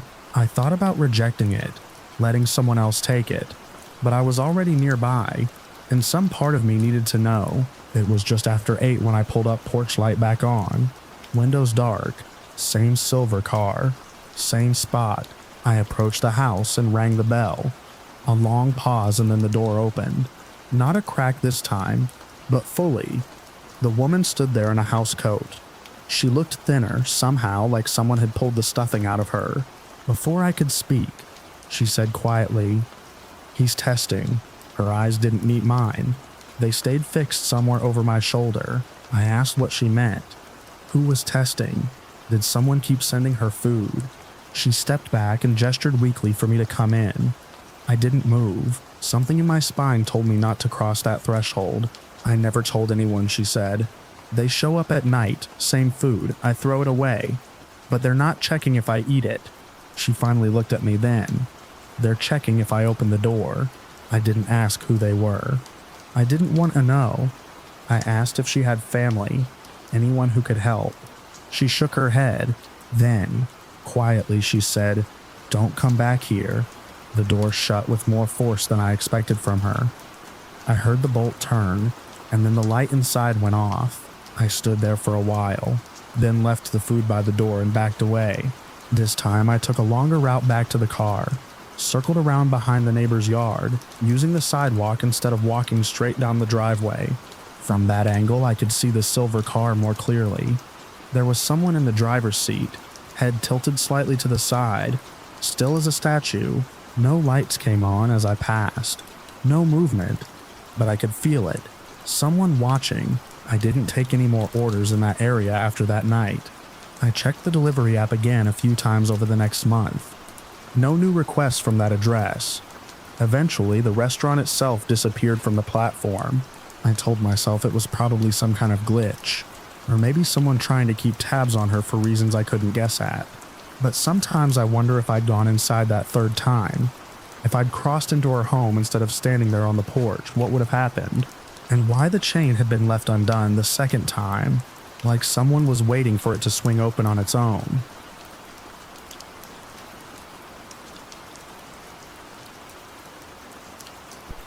The files weren't just misfiled, that was the first thing I realized. I was alone in the admin wing of Hawthorne High that summer. The school had shut down in early June, but I'd been offered a paid internship by the district to help reorganize their paper archives. It sounded dull, but I needed the money. The building was mostly vacant during the day, just the occasional maintenance guy passing through, or the janitor, Marty, who made rounds in the late afternoons. Otherwise, it was mine. The offices smelled like paper and lemon cleaner. I liked the rhythm of it: pull a box, cross-check forms with digital logs, resort, label, and shelve. By my third week, I'd learned the patterns. Every cabinet had its own logic. But then, late one Tuesday afternoon, I opened drawer 4B and paused. The student records weren't just misordered. They were grouped under the wrong years entirely. Transfers from 2017 were sitting with the 2020 batch. I thought maybe Marty had bumped something or someone else had been through them. But the drawer was locked when I arrived that morning, like always. I wrote it off as a one-off mistake and fixed the sorting. The next day, a second drawer, 3A, showed the same issue. Then another. Entire sections looked like they'd been pulled, shifted, and reshelved hastily. Not just student records, but staffing files, expense reports, even maintenance logs. Like someone had gone through specific things quickly, then put them back just well enough not to attract attention. On Thursday, I arrived a bit earlier than usual. The halls were cool and silent, lit only by the humming fluorescents. I stood outside the records room longer than I needed to, hesitating before unlocking it. It smelled off. Not bad, just different. Stale. The kind of closed room air you notice only when someone's been there and left. I checked the logbook. The last person recorded was me, 2 days earlier. I started working, watching the clock more than the files. Around 3:15, I stepped out to use the restroom down the hall. That's when I heard them. Footsteps. They were light but deliberate, coming from the far end of the hall, from the restricted wing, what we called the West offices. That section had been sealed off for renovations since March. I had never seen anyone use it. The windows there were blacked out with contractor paper, and the glass doors at the entrance had been locked with chains. I waited, thinking maybe it was Marty, but the steps didn't match his heavy shuffle. They stopped near the frosted glass doors. I stepped closer, staying near the wall. The afternoon light angled just enough to cast faint shadows on the frosted panes. And sure enough, they moved. 2 distinct figures. One taller, one short and broad, standing side by side just beyond the glass. They weren't talking, just standing there. One shifted slightly as if looking behind them. The other knelt, maybe checking something on the floor. I couldn't tell. My skin prickled. It felt wrong, like I'd walked into something halfway through. I backed away, quiet as I could, and returned to the records room. I locked the door behind me. Then I called the district office, left a voicemail for my supervisor, and then called the police. The dispatcher asked if I was in danger. I told her I didn't know. Two officers arrived 20 minutes later. They were casual at first, chatting as they walked in, but when I led them to the west wing and showed them the shadows through the frosted glass, their tone changed. They ordered me to stay back. One officer knocked hard and announced himself. No response. They tried the door, locked. Then they circled around through the rear exit near the supply loading dock. 10 minutes later, one of them came back. He asked me if I'd touched anything. I said no. He radioed his partner, then asked me to describe exactly what I saw. They'd found signs of forced entry on the back door, scraped lock, tampered latch, but nothing else disturbed. No tools, no one inside, just scuff marks on the floor near a disused storage cabinet. Later, after the building was cleared, they let me pack up and leave early. One of the officers walked me out. He didn't say much, just told me to call if I noticed anything else unusual. I didn't sleep well that night. I kept replaying the shadows, the way one figure had knelt down, like they were opening something, or placing something. The next morning, I debated whether to go in. I finally did, arriving just after 9. The front desk lights were already on. I checked the records room intact. Then, without knowing why, I walked to the west wing. The chain was gone. The door was locked, same as before, but there was no chain and no paper over the windows. Sunlight spilled in, revealing a plain corridor with stripped floors and open office doors. I stood there for a long time. I returned to my routine, but I started locking the records room even when I left for a minute. I checked the logbook obsessively. A week passed, then another. Then one day, I noticed a missing file, not a misfiled one, gone entirely. It was an old disciplinary case from 2018. I remembered it clearly because I'd resorted that box myself. The folder had a red sticker on the corner. Now it was gone. I didn't report it, I should have. But I didn't want more questions. 2 days later, another file vanished. This time a staff contract. Each missing document had something in common. Legal or financial implications. Records that might be useful for leverage. Or erasure. I brought it up to Marty once in the most casual way I could. Just mentioned how strange it was to see anything disappear from a locked room. He looked at me longer than I expected. Then he shrugged and said, "Nothing really stays locked in here." That was all he said. The next morning I arrived to find the records room completely untouched. No signs of movement, but on my desk was a manila folder I hadn't seen before. Inside, 3 files, all missing ones, neatly placed, no note, no explanation. I looked around, the hallway was silent. I left that afternoon and never went back. I finished my hours remotely. Told them I had transportation issues. When the school reopened in the fall, they said someone had been arrested for tampering with district records. A contractor, apparently. Security footage showed him entering the building during off hours using a stolen keycard. There was no mention of a second person, no mention of shadows. But sometimes when I think back to that summer, I remember the footsteps, the stillness behind the glass, the way the taller figure turned just slightly, like they knew I was there, like they were waiting.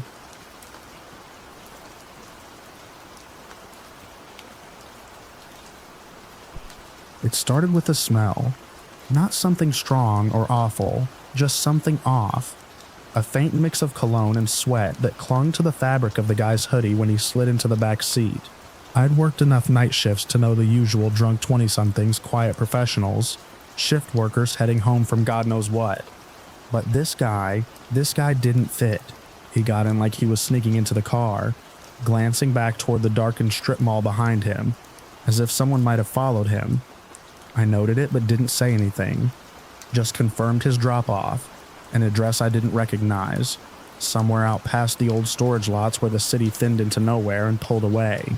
The streets emptied fast. No traffic, no footfall. Just that kind of dead silence that wraps around the car like a blanket when you're driving through the fringe. He held his phone in both hands, elbows locked against his thighs. The screen lit up his face every few seconds. Always the same. Check something. Lock the screen. Wait. Repeat. I could see his jaw twitching in the rear view. He kept his shoulders pulled in like he was trying to make himself smaller. Not scared exactly, more like braced. I tried not to stare, focused on the GPS, on the lines of yellow light from the street lamps as they stuttered past the windshield, but it was hard not to notice how tightly he gripped the phone, or how his left knee bounced the entire time we drove. We passed into the industrial zone. Wide, cracked roads, chain-link fences sagging around warehouses and shuttered buildings. No lights in the windows, no other cars. I started to feel the press of it in my chest, that slow unease that creeps in when you realize there's no one else around. "Cold out," I said, just to break the silence. He didn't answer, just flicked a glance up, made eye contact in the mirror for half a second, then looked back down at the phone.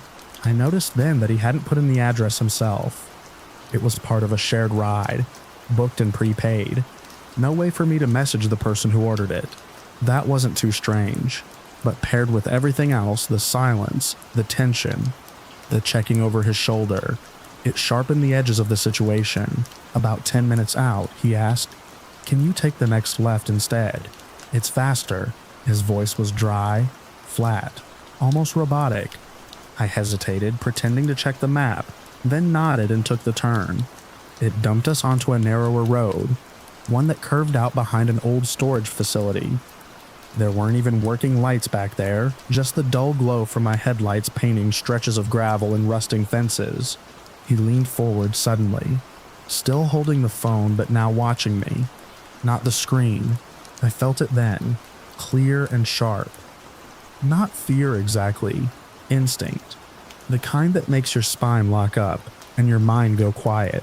"Hey," I said, keeping my voice casual. "This is taking us out past the route. Still says 10 minutes. You sure this is faster?" He nodded but didn't answer. His breathing had changed faster, shallower, and his hands, they weren't on the phone anymore. They were in his hoodie pocket. Both of them. I kept driving. There's a kind of silence that happens in a car when something's gone wrong, but no one said it out loud yet. A suspension. Like the moment before a deer bolts, or glass shatters, everything slows down. I watched the road. I watched the mirror. I didn't say another word. 2 more turns, and the buildings thinned out completely. Just scrub grass, fields of concrete, and a few parked trailers lined up like sleeping beasts under the moonlight. The map recentered, and the little blue line disappeared. No signal. I tapped the screen, pretended to zoom in. "Lost signal," I said, glancing back. He didn't move. So his pocket bulged just slightly where his hand was. I couldn't tell what he was holding. I didn't want to know. Then the phone in his lap lit up again. He looked down and I saw it, the reflection of a text. Just a flash. One word, "now."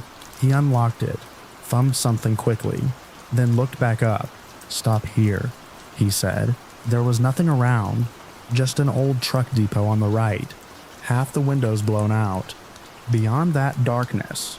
"You sure?" I said, trying to sound annoyed, like this was just a typical weird request. "Here," he repeated. I slowed, eased the car to the side. The pavement was crumbling, and there were no markings, no streetlights, just the hum of my engine, and the ticking of the hazards when I flicked them on. He didn't move to get out, just sat there.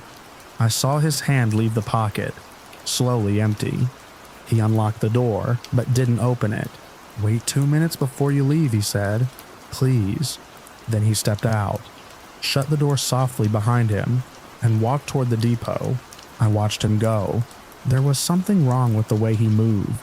Not limping, but measured, like he was counting steps. His phone stayed in his hand, but he didn't check it again, just held it like a signal. He disappeared behind the depot. I didn't wait 2 minutes. I pulled back onto the road, drove 10 seconds forward and killed the headlights. Parked behind a rusted-out trailer, engine off, and I waited. At first, nothing. Then a flicker of movement near the depot. 2 shadows, not one. They came from opposite directions. One of them had something long in his hand, maybe a tire iron. The other moved in fast, grabbed the guy from my car. There was a brief struggle, a shout muffled by distance. Then the three of them moved toward the back entrance of the depot and vanished inside. I sat there frozen. I didn't call the cops. I still don't know why. Fear, maybe. Not just for what I saw, but for what I didn't understand.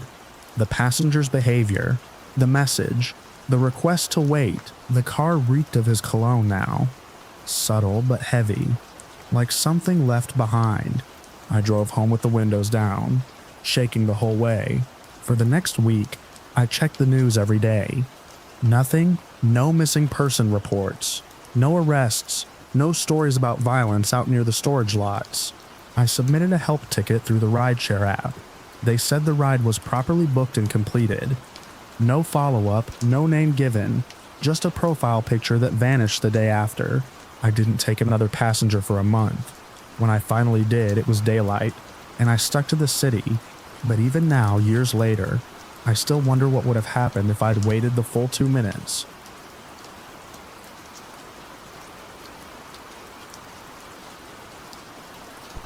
I worked a late shift at a 24-hour laundromat just off the main road, close enough to catch a little foot traffic, but far enough from downtown that most of our visitors were regulars or people without other options. I was a student at the community college during the day, so the hours suited me fine. Nights were slow. Mostly I sat behind the counter, half watching the security monitors, trying to get through my assigned readings without nodding off. That night started like most of them. The rain had stopped an hour before my shift began, and a mist clung to the sidewalk outside, like the world couldn't decide if it wanted to be wet or dry. A few regulars were in and out by midnight, quiet people who kept to themselves. I'd swept the main floor, emptied the lint traps, checked the soap dispensers. The hum of the dryers filled the space like white noise, and I could almost forget how empty it felt in there. It was around 1:20 a.m. when I saw him through the glass doors. Tall, always wearing the same hooded jacket even when it wasn't cold like it was part of his skin. He didn't carry laundry. He never did. Just lingered by the snack machine or leaned against the folding tables like he had something important to think about. I'd noticed him maybe 4 or 5 times before, always during my shift. Never caught his name. He was one of those people you try not to remember. Not because he was rude or loud, he wasn't, but because there was something off in how he watched people. Like the act of observing meant more to him than the things being observed. This time he came straight to the counter. "Quiet tonight," he said. His voice was low, just on the edge of casual. I nodded, glanced at the nearest screen. "Nothing unusual." "You a student?" he asked, eyes lingering too long on my name tag. I didn't answer at first. My shift supervisor had told me once to keep interactions short. "Just say the machines are self-service," he'd advised. "You don't owe anyone your life story." "Yeah," I said finally, thinking that was neutral enough. "What are you studying?" He didn't ask like he cared about the subject. He asked like he was already picturing the answer, like he'd been waiting to attach some narrative to me. "Literature," I said, because it was easier than lying. He smiled at that, a small twitch at the corner of his mouth. "Lot of reading." I nodded again, trying to angle my body back toward the desk where my book lay open. A subtle cue. He didn't take it. "You work here alone?" I froze a little at that. It wasn't the first time someone had asked, but it was the way he said it. Not curious, confirming. I didn't respond. After a long pause, he pointed toward the soda machine. "Guess I'll grab something." He stayed in the far corner for a while, sipping from a bottle he didn't pay for. Then, when a pair of older women came in with their baskets, he drifted outside. I watched from the monitor as he paced just beyond the view of the front window, circling like he was waiting for something to change. I got up, locked the entrance door, something I wasn't technically allowed to do while customers were inside, but I had the override key, and I didn't want him slipping back in without me noticing. The 2 women didn't seem to care. They left around 2:30 a.m. I cleaned quickly, rechecked the lock, then stepped into the narrow back hallway that led to the supply room and employee break area. It wasn't much, just a worn-out recliner, a vending machine filled with ancient granola bars, and a door that locked from the inside. I sat there for a bit, staring at the wall, pretending I still had energy to finish my reading. The knock came soft at first. I didn't move. It came again. 2 taps. Space just enough to feel intentional. I looked at the tiny screen mounted above the supply shelf. The external camera feed showed the back alley, usually empty, used only for trash pickup. But there he was, standing just outside the employee door, hands in his pockets, face tilted slightly like he was listening to something I couldn't hear. There was no reason for him to be back there. No public entrance, no bathrooms, no excuse. I kept the lights off and stayed still. After a while he left, or at least he left the camera's view. I didn't open the door, not even to peek. I stayed back there until just before sunrise. Then I slipped out, scanned the lot from the front, and left the laundromat in my hoodie with the hood up, keys clutched tight. My car was parked close. I didn't see him. The next night, I arrived 10 minutes early. My supervisor was still there doing inventory. I asked him, without context, if the back door could be double locked from the inside. He said no, but offered me a motion-triggered light for the alley. I said that was fine. I didn't tell him why. Around midnight, I checked the front entrance and locked it again. This time, even though no one was around. I wasn't supposed to, but I couldn't shake the memory of him pacing just outside, like he was rehearsing something he hadn't worked up the courage to try. He didn't come that night. Not the night after either. Then one night I saw him again, but just on the far edge of the security monitor's frame. Standing by the dumpster, hands in his jacket pockets, head turned slightly toward the building. He didn't move for 10 minutes, didn't come to the door, just stood there until the monitor flickered and lost signal for a second. When it came back, he was gone. After that, I started using the back room like a bunker. The main floor became something I moved through as quickly as possible, just to clean or help customers, then right back into the secured space. I moved a second chair in, stocked up on snacks and water, kept my phone charger plugged in at all times. I even started locking the inner door and wedging a rubber stopper under it. Nobody asked why. The few customers I interacted with were the same quiet types as always. But the cameras kept picking up glimpses. A shoulder behind the vending machine. A shadow crossing just outside the window. Never lingering long enough to justify calling the police. Never breaking in. Just present. Just watching. One morning, after a particularly foggy shift, I found something wedged into the crack of the employee door. A folded piece of paper, slightly damp. I didn't open it, just slid it into the trash and dumped fresh detergent over the top. I started looking for another job after that. Found one at a bookstore that didn't stay open past 10 p.m. I gave my notice, left a note in the logbook that the back alley camera sometimes glitched. I never saw him again after I left. But sometimes, when I'm walking home from campus, I get that feeling like someone's just behind me, matching my pace, staying just out of sight. I glance over my shoulder and the street's empty. Just mist and lamplight and the soft hum of the city not quite asleep. Still, I always walk a little faster, just in case.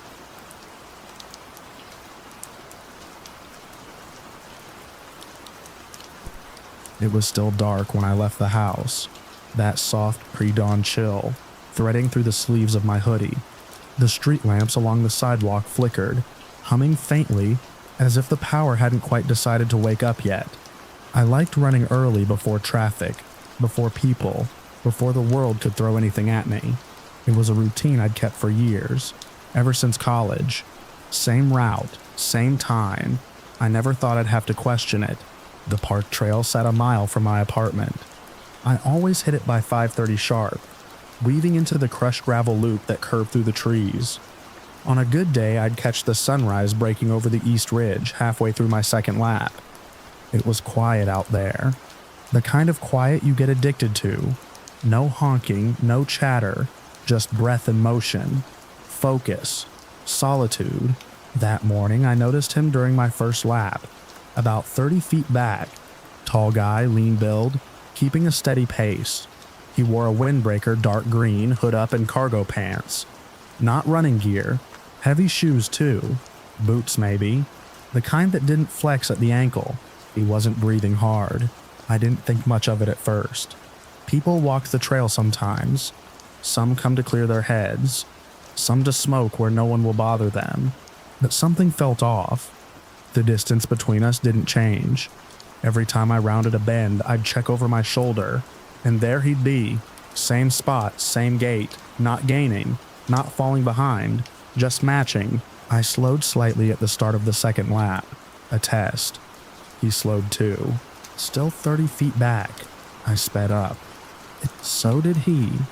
I told myself it was coincidence. Maybe he had a long stride. Maybe he was zoned out, keeping pace without realizing it. But that outfit, it stuck in my head. No runner wears boots and cargo pants on a gravel trail, and no one walks with that kind of precision without meaning to. I started to sweat. Not from the run. The second lap became harder to ignore. I cut across the grass once, shaved 10 seconds off the bend. He mirrored it. No hesitation, no check of a watch, just the same subtle drift through the grass, as though he'd known I'd turn. Near the third lap, I veered off my usual path, taking a side trail that looped near the pond. It was rougher, narrower, overgrown, not part of the maintained route. I hadn't run it in months, but I knew the terrain well enough to make it work. That's when I knew. Crunch, crunch, behind me. Boots on gravel, 30 feet back. I didn't stop running, but my pulse kicked into another gear. Every instinct I had told me this was wrong. I tried to think through it.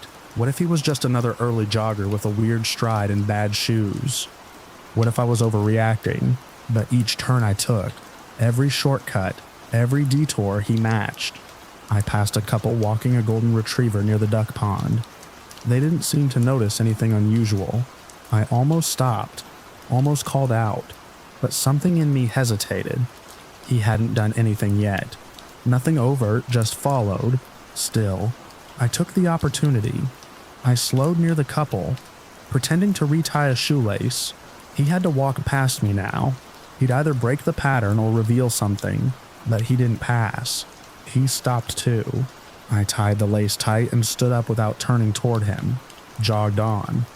Not too fast, not too slow. Just enough to keep the distance. Out of the corner of my eye, I saw him lean against a tree, hands in his pockets, head down, not looking at the pond, not watching the ducks, watching me. Back on the main loop, the air felt heavier. The chill was gone, replaced by something harder to define. Like pressure, like being watched too closely for too long. I didn't check behind me right away. I didn't want to give him the satisfaction. Just kept moving, fast, but not frantic. My breath burned in my throat now. Not from exertion, but from something colder. Older. I decided to end it. Cut the route short and head home. But not directly. I didn't want him to know where I lived. I turned toward the residential side of the park. Toward a street with more lights, more potential witnesses. If he kept following there, I'd flag someone down. He resumed trailing me within seconds. Only now, his hood was down. Still there. Same distance, same pace. I finally looked. I turned onto Sycamore Street, where the bakery lights were just flickering on. An old man swept the sidewalk out front. Cars started to hum past. I thought, this is it. I'll stop here. I'll talk to the man, I'll wait. See what happens. His face was clean shaven, average looking. Nothing stood out. No scars, no tattoos, no wild-eyed expression. Just a man with calm eyes and a flat mouth. As if this were any other morning walk. So I did. I stopped. And he didn't. He kept walking. Right past me. No glance, no shift in pace. Just moved down the sidewalk like I didn't exist. The next morning, I skipped my run. Felt stupid, but I told myself one day off wouldn't hurt. I stood there frozen. Every nerve in my legs still coiled. I watched him cross the street. Then he turned into a cul-de-sac. No hesitation. I waited 5 minutes before I moved. Didn't want him doubling back. I walked in the opposite direction. Took the long way home. Didn't run again that day. For a week. Everything felt normal again. The day after that, I went back. Same trail, same time, nothing unusual, until Friday. I didn't run that day either. I turned around before I hit the gravel and walked straight home, standing near the water fountain at the trailhead. Same boots, same cargo pants, windbreaker tied around his waist this time. He looked up when I approached like he'd been waiting. He was there before I arrived, but he followed. I changed my schedule after that. Different route, different time. Sometimes I skipped entirely, and I never saw him again, but I still think about those mornings, about the way he matched every move, about the deliberate calm in his steps. He never spoke, never touched me, never chased, and sometimes that's all it takes to change the way you see the world.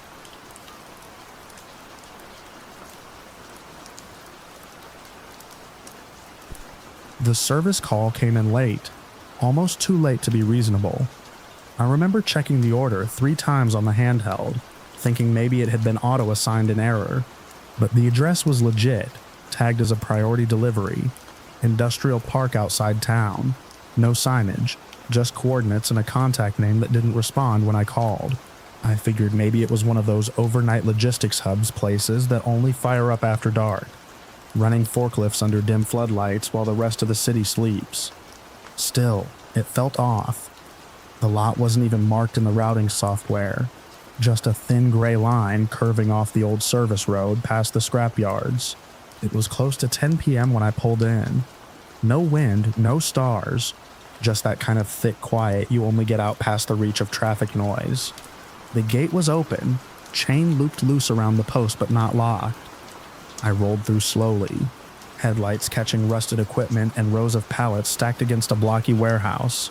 Nothing moved, no security lights, no windows, just a squat, unmarked building sitting in its own shadow. I parked near the front entrance and got out, package under one arm. There was a keypad by the steel door, the kind with a built-in speaker, so I buzzed twice and waited. No answer. Tried the number again for my phone. Straight to voicemail. I turned to leave a drop tag on the crate when a burst of static cracked through the intercom. A male voice, distorted but clipped, came through. Back entrance, south side, loading dock.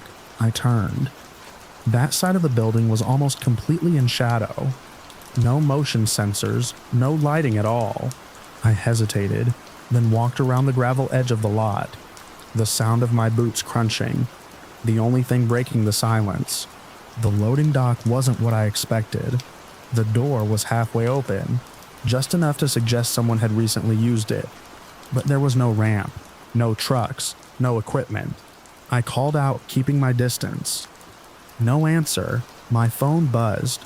Signal dropped. No bars. I stepped closer, holding the package out in front of me, like it was some kind of pass. The air felt colder near the opening. I couldn't see inside, just black space, and the faint smell of metal and oil. Then a movement, quick, low to the ground, just past the edge of my vision. I stepped back. Delivery for R. Harmon. I called, priority needs a signature. No response. Another flicker. This time higher. Shoulder height. I took a wider step back. The door groaned and began sliding closed on its own. Not fast, but deliberate. I turned, heading back the way I came. When I reached the front lot again, the gate was closed. This time the chain was looped tight and padlocked. I stood there for a moment, trying not to let panic set in. My phone still had no signal. I tried walking to the edge of the lot, holding it up, stepping toward the tree line. Nothing. A sharp metallic sound snapped behind me like a pipe dropped onto concrete. I turned. 2 figures had emerged from the far corner of the building, near the edge of the shadows. Neither said anything. They were too far to make out faces, but they stood still, like they were waiting to see what I'd do. I called out, keeping my voice even, asking if they were with the facility. No answer. They started walking slow, synchronized steps as if they'd rehearsed it. I backed toward my van, fumbling for the key fob. The lights didn't flash. I reached the driver's door, locked. Tried the passenger side, locked too. They kept walking. I yanked open the cargo door unlocked and scrambled inside, pulling it closed behind me. I held my breath, crouching low behind a stack of returns. No footsteps, no voices, just the thud of my own heartbeat and the distant hum of something electric. Maybe a generator, maybe not. Minutes passed. I dared to look through the back windows. The lot was empty again. I waited longer than I probably needed to. When I finally opened the door and stepped out, the place felt colder, heavier somehow, like the air itself didn't want me there. I walked the perimeter of the gate, looking for a way out. The fence stretched wide in both directions, topped with razor coil. The lock on the gate looked old but solid. I kicked it once. Not hard, just enough to feel its resistance. That's when the intercom buzzed again. Louder this time, echoing across the lot. "Come inside." I turned toward the voice. The front door was ajar now. Just slightly yellowish light spilled from within, casting a trapezoid on the gravel. I didn't want to go in. Every instinct I had was telling me not to, but I couldn't call for help, couldn't drive out, and whoever or whatever was orchestrating this knew exactly what they were doing. I approached the door slowly, staying just outside the light. The inside looked like an office at first. Metal desks, filing cabinets, a coffee machine that looked 20 years out of use. But the farther in I looked, the more wrong it felt. The walls didn't meet at right angles.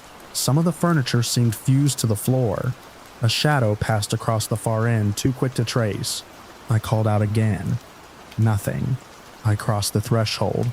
The sound cut out the moment I entered. No hum, no echo, just silence like the world had gone deaf. I turned to see if the door was still open. It was gone. Behind me now was a blank wall. I spun, stepping back, nearly tripping on the edge of a rug that hadn't been there a second ago. My voice cracked the silence. No echo. The room had absorbed it like a sponge.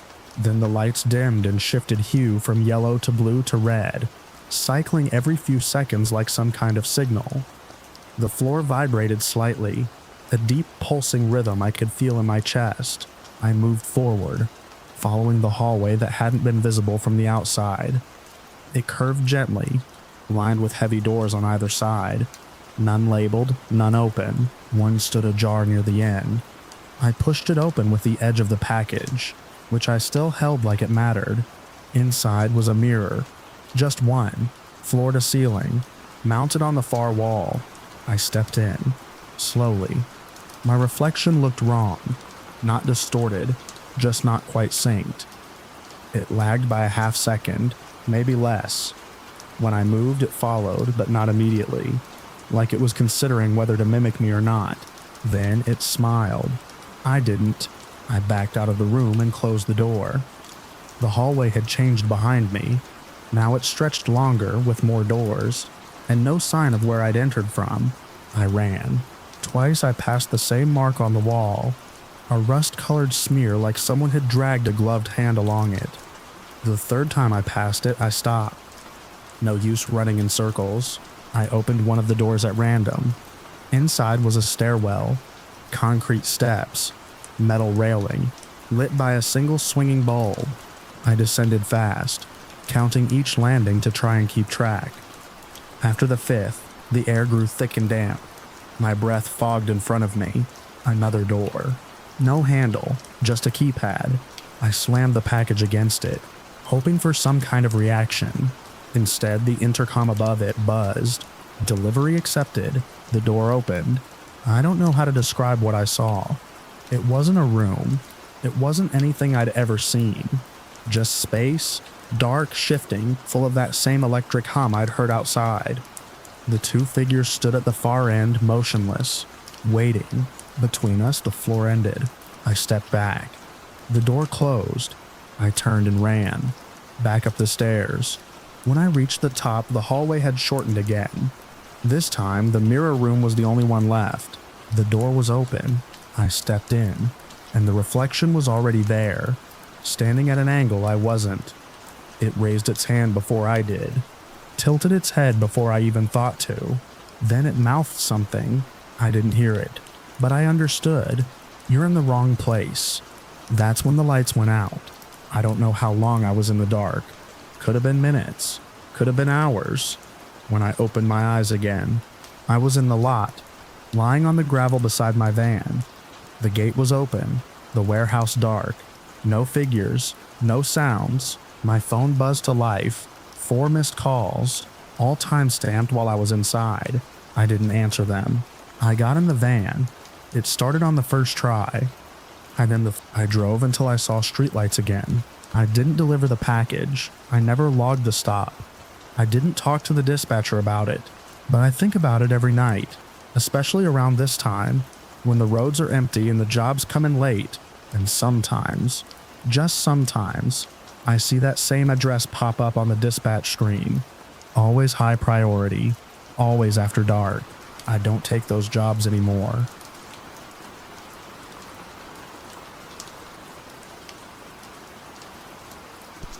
It was around 11:30 p.m.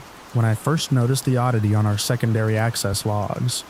Not the main security feed, that one ran clean, as it always did, but a side channel ping from an unused maintenance junction in the server wing.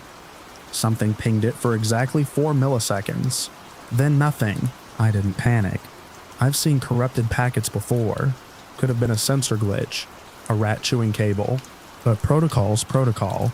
I flagged it, noted the time, and made a quiet lap through the empty hall outside the data center. My badge chirped green against every reader. No sign of tampering. I didn't know then how much they already had on me. Marcus was still at his station on the far side of the floor. Third shift lead, sharp as hell. We'd worked together for almost 6 years, nights and weekends mostly, keeping one of the largest logistics firms in the region from becoming a ransomware headline. "Anything weird on Door 2's subgrid?" I asked, trying to keep it casual. He turned from his monitors, squinting slightly. "You mean that soft flicker at 2333? Thought it was your team doing remote tests. We weren't." I told him that. He rolled back in his chair, uneasy now. "You want to pull the diagnostic triggers?" I nodded. "Yeah," quietly. "We kept it internal at first. No need to wake up the brass over phantom pings." But something about the timing crawled under my skin. I went back into the event log archive and started searching back a few weeks, looking for any subtle pattern of side channel noise, low-level device triggers, badge misreads or resets in off hours. That's when the profile began to form. Whoever it was had mapped our schedules to an unnerving degree. Not just mine and Marcus's, but the 2 other part-time techs who rotated in for backups. Every gap in live surveillance coverage, even the 8-minute blind spot during our scheduled HVAC maintenance, lined up with a similar anomaly. Always minor, always ignorable until you lined them up. I built a timeline and started locking access points down remotely, one by one under the pretense of firmware updates. No alarms, just tighter control. Marcus watched me work for a while. Then he leaned in and asked, "Do you think someone's inside?" I didn't answer.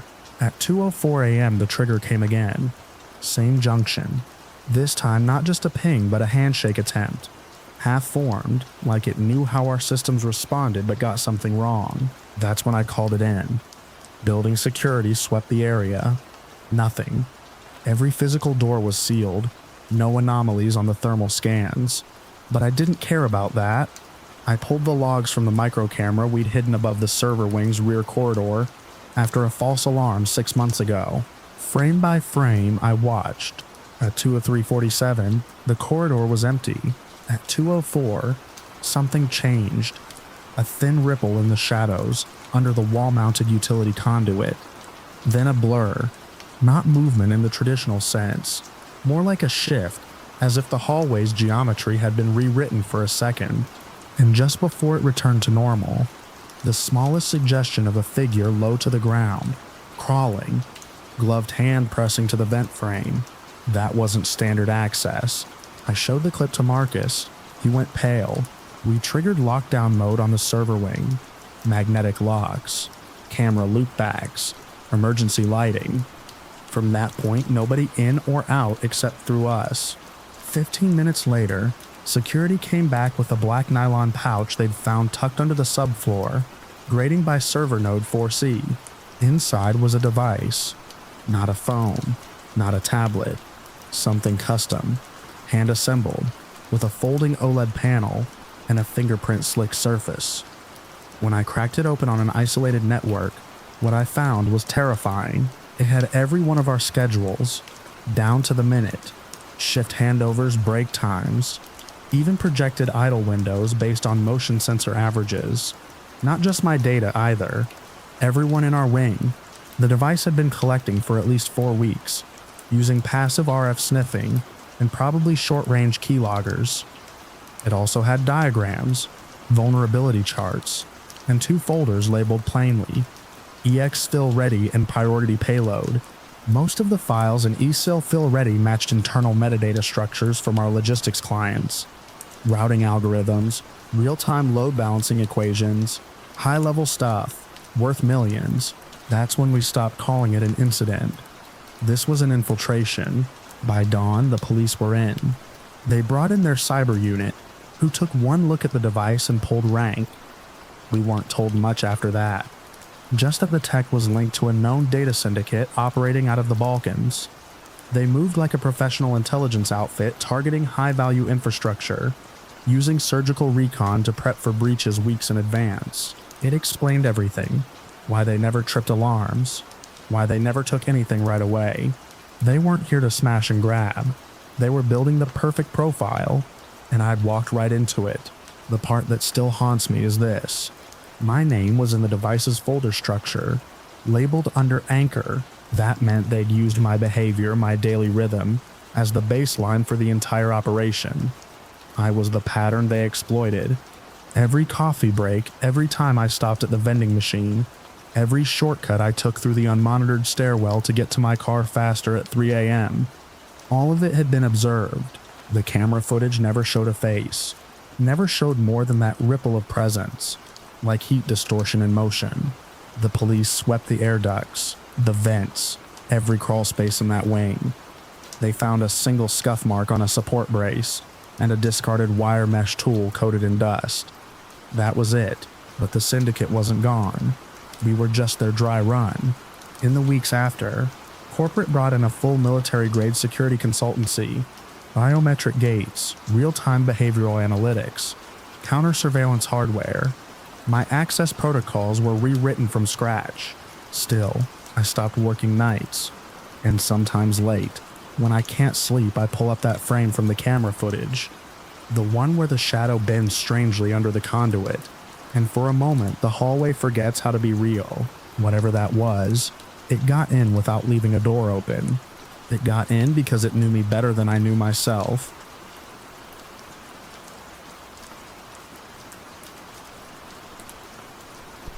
I was 3 days deep into the Appalachians, past where the park maps got fuzzy and the trails turned to guesswork.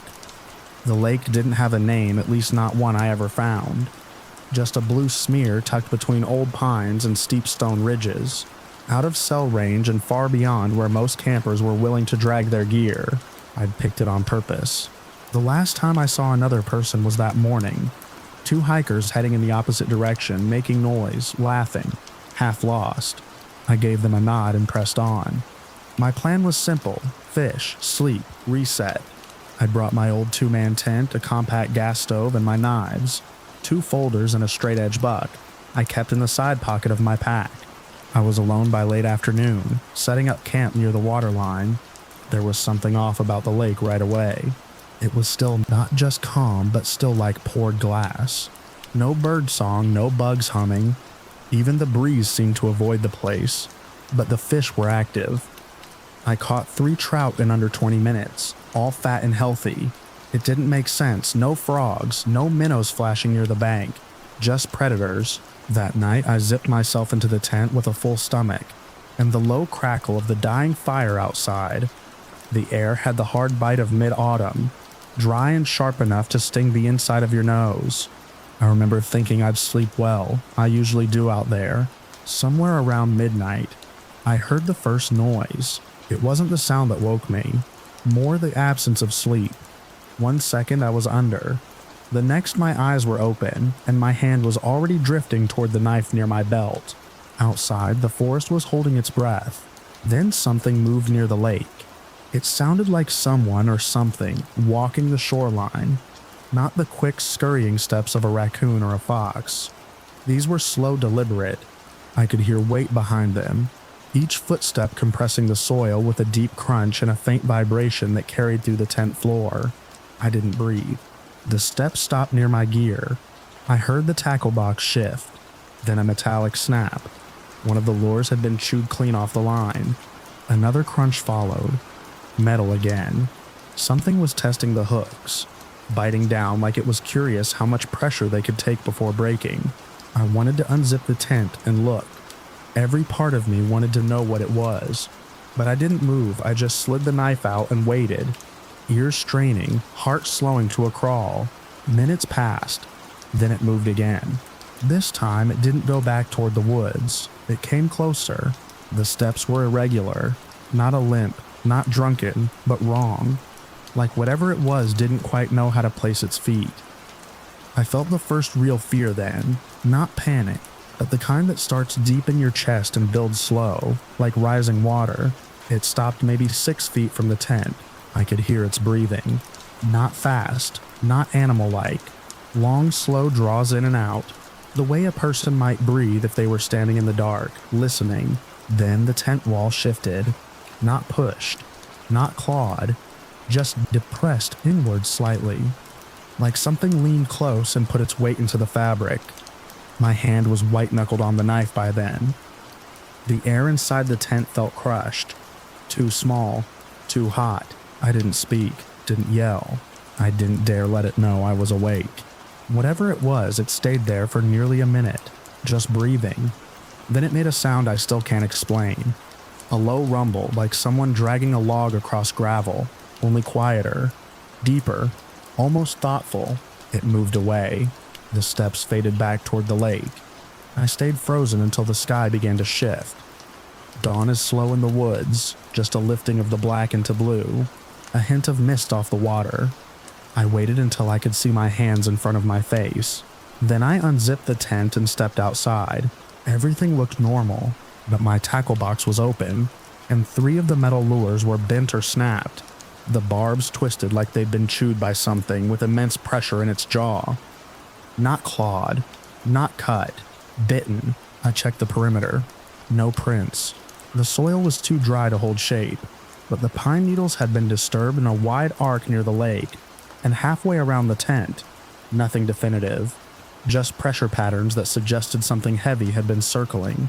I didn't fish that morning. I packed fast and didn't eat.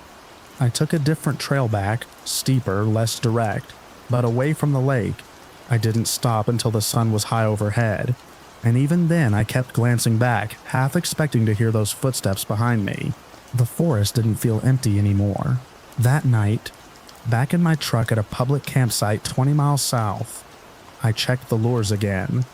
One had tooth marks, not punctures but compression dents, perfectly semicircular, as if made by broad flat teeth, too large for a bear.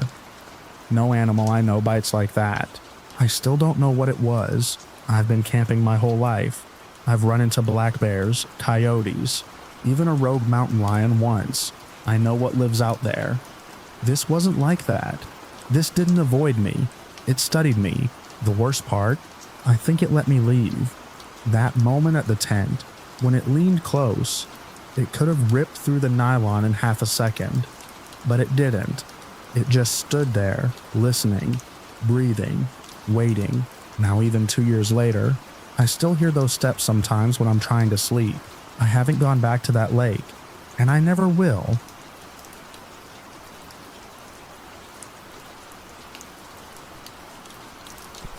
The last time I saw my aunt alive, she was unlocking her car in the garage beneath her office building. I had just picked up some takeout and was cutting across the parking level to save time when I spotted her from a distance. She didn't see me. Her focus was straight ahead, shoulders hunched, the oversized leather tote slipping from her shoulder as she reached for the door handle. I remember thinking she looked tired. She'd been under a lot of pressure lately, but she'd insisted she could handle it. I didn't call out. I figured I'd text her later. I should have called out. It happened at 5:30 p.m. on a Tuesday. The kind of boring winter afternoon where the sky gives nothing away, just a flat gray dome pressing down. The kind of day that feels too mundane to be dangerous. She'd gotten the restraining order 3 weeks earlier. Richard, the guy, was someone she met at a local community theater group. He was charismatic in that needy way, too eager to involve. She thought he was odd but harmless. That was her word, harmless. She let him walk her to her car one evening after rehearsal, and after that he decided they had something special. A connection. She didn't tell me about the first bouquet of flowers he left on her windshield, or the notes. She only mentioned it when he started waiting for her outside her building. The police had been polite, she said, but slow. She got the restraining order eventually, but it didn't come with a security detail. Just a document she had to carry with her, like a magic charm meant to ward off evil. When I asked her to stay at my place for a while, she said she refused to be bullied out of her routine. If I leave, he wins, she said. I won't give him that. It felt noble at the time. Brave. That afternoon, I heard the shots before I saw anything. A short, rapid burst, pop, pop, pop, that echoed against the concrete like someone slamming a metal pipe into a dumpster. I dropped the food and ran toward the sound. Other people were moving too. One guy darted out from between two SUVs. A woman crouched behind a pillar with her phone in her hand, sobbing. I found her between two parked cars. She was crumpled on the ground, one hand still clutching her keys. Blood was spreading out beneath her coat, soaking into the oil-streaked concrete. I knelt down, trying to apply pressure, but she was already too still. Her eyes were open. I kept saying her name. I don't know how many times. He didn't run. That's the part I still can't wrap my head around. Richard walked away calmly. Security footage later showed him exiting the garage on foot, tucking the gun into the waistband of his jeans beneath his coat. No panic, no rush, like he'd just finished an errand. The police found him 20 minutes later in his apartment kitchen. He was heating up a frozen dinner. The gun was on the counter next to the microwave. At the trial, I sat behind the prosecutor's table every day. I wanted him to see me. I wanted him to feel watched. He didn't look at me once, just stared straight ahead, slack-jawed, like he was waiting for someone to explain what was happening. They showed the texts he'd sent her, the ones where he told her he couldn't live without her, the ones where he swore she was leading him on, the ones where he called her a liar, a whore, a monster. His lawyer tried to argue diminished capacity, but the judge didn't buy it. Neither did the jury. They found him guilty on all counts. Life without parole. Sometimes I wonder if he expected to die that day too. If he thought it was going to be some kind of tragic romance. Both of them gone. Dramatic final. But he walked away. He left her bleeding in a cold garage and walked home to microwave lasagna. There was no final confrontation. No warning signs that hadn't already been flashing in neon. She reported him. She documented everything. She asked for help and got paper, not protection. Afterward, I cleared out her apartment. Her calendar was still open on the kitchen counter. The day she died circled in blue ink. She'd written meeting with HR, performance review with a smiley face. She was excited about it. Her plants had started to droop. I watered them before I left. I drive by the office building sometimes. Even now, I avoid the lower levels of parking garages. I find myself scanning faces on the street, looking for people who walk too quietly, stare too long. I carry pepper spray even in broad daylight. People call it paranoia. I call it adaptation. There's a bench near the front of the building now, with a small plaque in her name. It says something generic about community and kindness. No mention of what really happened. No mention of how completely the system failed her. She deserved more than a plaque. She deserved to feel safe going to work. She deserved to live. The worst part isn't the memory of finding her. It's knowing she believed she was winning. That standing her ground meant something. That justice was a promise, and not just a slow creaking mechanism that kicks in only after the worst has already happened. She thought she could outlast him. She was wrong. And now, every time I hear footsteps behind me in an empty structure, Every time my phone lights up with a number I don't recognize. Every time I find myself parked in the same spot for too long. I remember her face, frozen in that last second between turning the key and turning around, and I think of him, waiting in the shadows, counting down the seconds.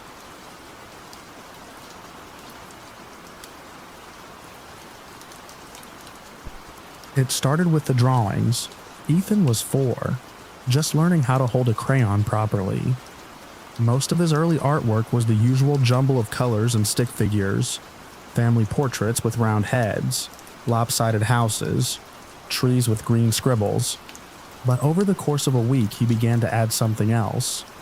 Always in the same place, always in the corner of the page, a figure, thin, almost spindly, mouth wide and stretched, like it was caught mid-screen. 2 huge eyes, bulging and blank. No nose, no hands, just a long body that tapered to a point like a melted candle. At first, I didn't think much of it. Kids draw weird things. I figured maybe he saw something on TV or in a book. But then it showed up in every drawing.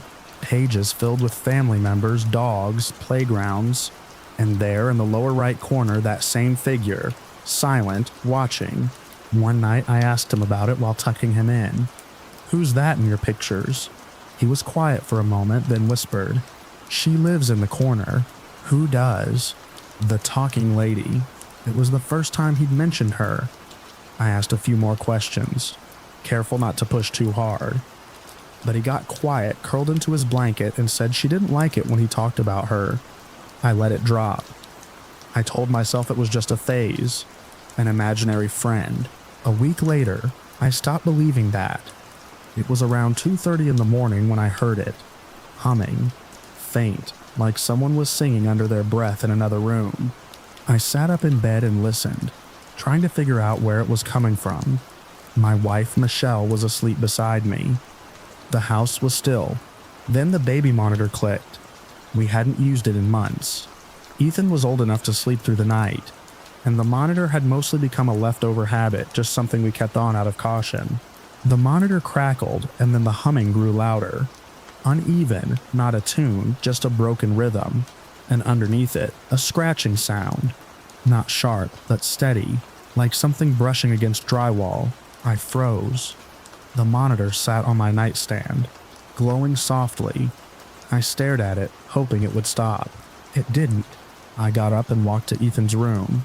The hall was dark except for the sliver of light coming from under his door. I hadn't left the light on. When I opened the door, the humming stopped. Ethan was asleep, curled in a ball with his blanket wrapped around him. His nightlight was on, flickering slightly. I looked around the room. Nothing seemed out of place. I checked the closet, under the bed. Nothing. Still. The monitor had picked up something. That wasn't my imagination. Back in my bedroom, I rewound the monitor's recording. It had a feature to play back the last minute or so. The audio was faint, garbled, but the humming was there. And just before it cut off, a soft voice so quiet it barely registered said, "Don't look." I didn't sleep that night. The next morning, Ethan seemed fine. A little tired, maybe. But when I asked if he'd heard anything the night before, he just shrugged. Later that day, he brought me a new drawing. Same figure. This time it was closer to the center of the page. Bigger. Its mouth was open wider, and it was drawn in red crayon instead of black. Ethan had smudged the lines around its head like it was vibrating. "She's mad," he said, not looking up. "Why?" "Because you looked in her room." I didn't ask how he knew that. That night, I set up my phone in the hallway, just outside his room. I didn't tell Michelle. She was already worried about me, said I was getting too paranoid, reading too much into a child's imagination. The recording ran all night. Nothing happened, until around 3:12 a.m. The video showed a faint shape moving past Ethan's door. Not a shadow, there was no light behind it. Just a dark mass, low to the ground, almost slithering. The camera didn't pick up any sound, but I could see the nightlight inside Ethan's room flicker violently as the shape passed. I checked on him again that morning. He looked worn, like he hadn't slept. dark circles under his eyes, his hair matted with sweat. When I asked how he felt, he said she kept singing all night. I wanted to tear the walls apart, to find whatever was behind this, fix it, protect him, but there was nothing to find, just drywall and wiring. I even had a friend, an electrician, come check the wiring in the baby monitor, thinking maybe it was picking up interference. He didn't find anything. By the end of the week, Ethan refused to sleep in his room. He said the talking lady stood in the corner all night, just stood there humming. We moved him into our room. I told Michelle we'd do some painting, maybe redecorate, give his room a new vibe, but I didn't go in there. Not anymore. The last time I did, I found a new drawing under his bed. It was different from the others. Not a full page, just a scrap torn from the corner of a coloring book. The figure wasn't drawn with crayons this time. It was done in what looked like pencil, except it wasn't a pencil we owned. The lines were too thin, too precise, almost etched, and in the corner, written in blocky, uneven letters, were the words "Stop watching." That night, the baby monitor turned on by itself. We'd unplugged it 2 days earlier. The screen lit up at 3:07 a.m., casting a soft blue light against the wall. Michelle and I both watched it from the bed. There was no sound this time, just static. Then the image started flickering. For a moment, only a second, maybe less. It showed a figure standing in the middle of Ethan's empty room. Tall, too tall. Its arms hung low, almost touching the floor. Its head was tilted like it was listening. Then the screen went black. Michelle screamed. We packed up the room the next day, took out the bed, the dresser, even the curtains, everything. I sealed the door with plywood and a layer of insulation, told everyone we were turning it into storage. But nothing ever went back inside. Ethan's better now, mostly. He sleeps through the night. No more drawings. No more mentions of the talking lady. But sometimes, when I walk down the hall late at night, I stop outside the door, and I swear I still hear humming coming from the other side.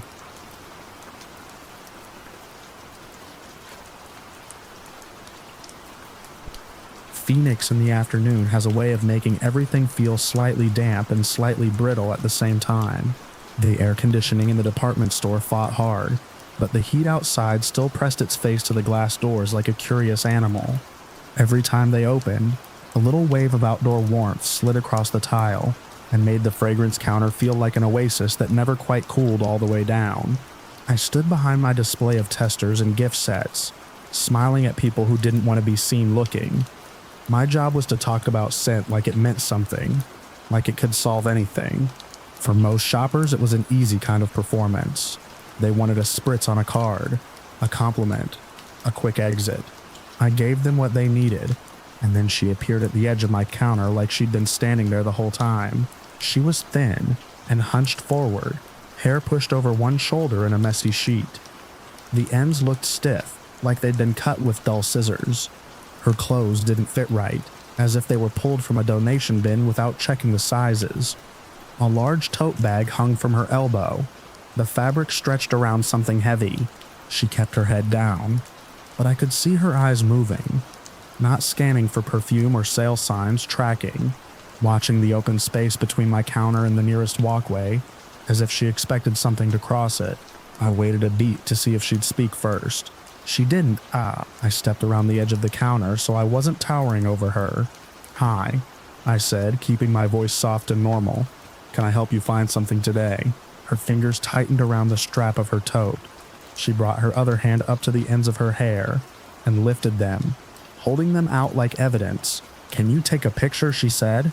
I blinked. "Of your hair." She nodded fast. "The damage. So I can show them. So it's documented." A few shoppers drifted behind her, carrying bags and iced coffees. The store music, something bright and rhythmic, kept bouncing around the perfume bottles. Everything stayed painfully ordinary. "Sure," I said, because it felt easier to say yes than to ask too much. "Do you want me to use your phone?" She dug into the tote and pulled out a phone with a cracked screen. The back was covered with tape, like someone had tried to keep it together out of sheer willpower. She held it out to me, but didn't fully let go until my fingers closed around it. The camera app was already open. No face, she said quickly. Just the hair. Okay. I tried to angle the phone so it felt like a normal request. Like a friend taking a picture of someone's new haircut. Like a before and after. She turned sideways and lifted the ends again. And that's when I saw what she meant. It wasn't just split ends or dryness. In places, her hair looked unevenly thin, as if something had been chewing it. Tiny broken strands stuck out along the lengths like frayed rope. I took 3 photos. Close but not too close.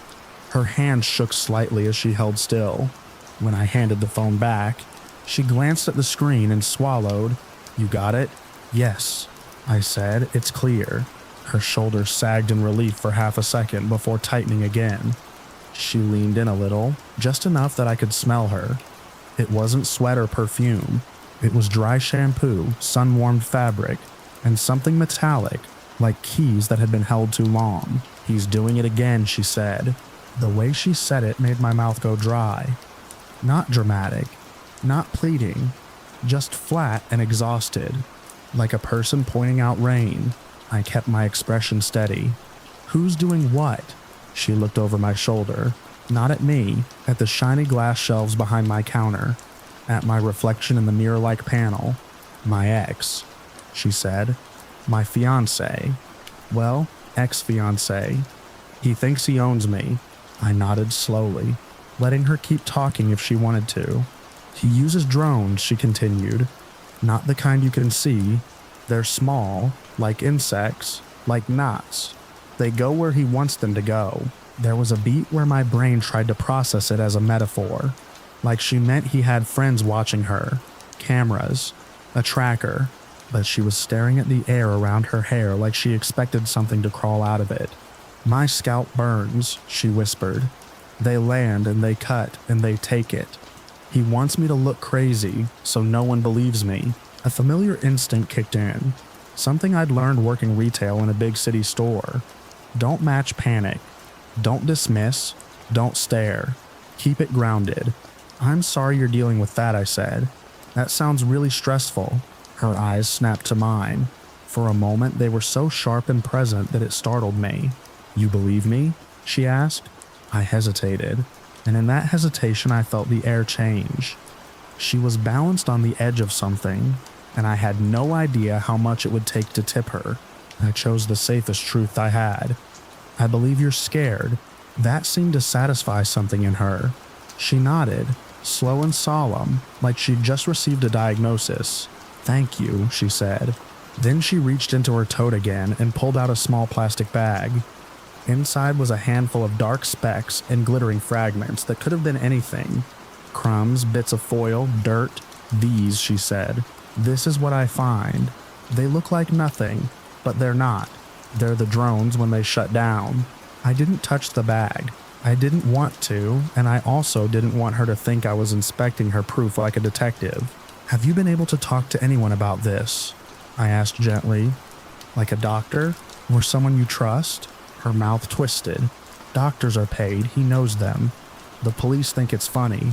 I didn't know what to do with that. A part of me wanted to call a manager to involve security, to hand her off to someone trained. But she wasn't yelling. She wasn't threatening. She was just unraveling in front of my perfume counter, like it was the only place in the city she could stop. The store's security guard was posted near the escalators, half watching the crowd. If I waved him over, it might escalate her. It might confirm every fear she had about being targeted. So I did what my job had trained me to do in any uncomfortable situation. I redirected to something simple. Do you want some water? I asked. Or to sit for a minute. It's cooler over here. She glanced around. No, I can't sit. Sitting makes it easier for them. Okay, I said. Would you like to look at any hair products? Sometimes damage like that can be helped with a mask, or... Her face tightened again. It's not damage like that. It's targeted. I nodded once. Got it. She leaned closer, lowering her voice until it was barely above the music. He's testing new ones. The drones. They're quieter now. They don't buzz. That's how you know, when you don't hear anything. The fine hairs on the back of my neck rose. The rational part of me knew this was almost certainly a persecutory delusion. I'd read enough about mental health to recognize the shape of it. The story fit the pattern: an ex-fiancé, technology, constant surveillance, bodily harm framed as evidence of an invisible attacker. It was heartbreaking, but another part of me, the primitive part that didn't care about rationality, imagined something small and mechanical hiding inside the air vents above the counter, waiting for her. She turned her head sharply as if she'd heard something behind her. Her eyes flicked up toward the ceiling lights. Then she took a step back. "I shouldn't have stayed this long," she murmured. "Do you have a safe place to go?" I asked.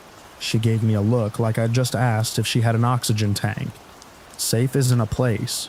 Safe is a window of time. Before I could respond, she pivoted and walked away, her tote bumping her hip with each quick step. She disappeared into the flow of shoppers near the handbags. I stood there for a moment with my hands lightly resting on the counter, the perfume bottles gleaming under the lights, the air smelling like vanilla and citrus, and everything expensive people put on to pretend they're untouchable. Then a customer stepped up, cheerful and oblivious, asking about a gift set for her sister. I smiled automatically and started doing my job again. But the image of the woman's hair stayed in my mind, uneven, chewed looking, held up like proof. That night, I washed my own hair twice. I told myself it was because I'd had a long shift, and Phoenix dust gets everywhere. But as I rubbed shampoo into my scalp, I found myself listening for things I couldn't see. 2 days later, I was restocking travel-size sprays when my coworker asked me why I looked tired. "Just busy," I said. I didn't tell anyone about the woman.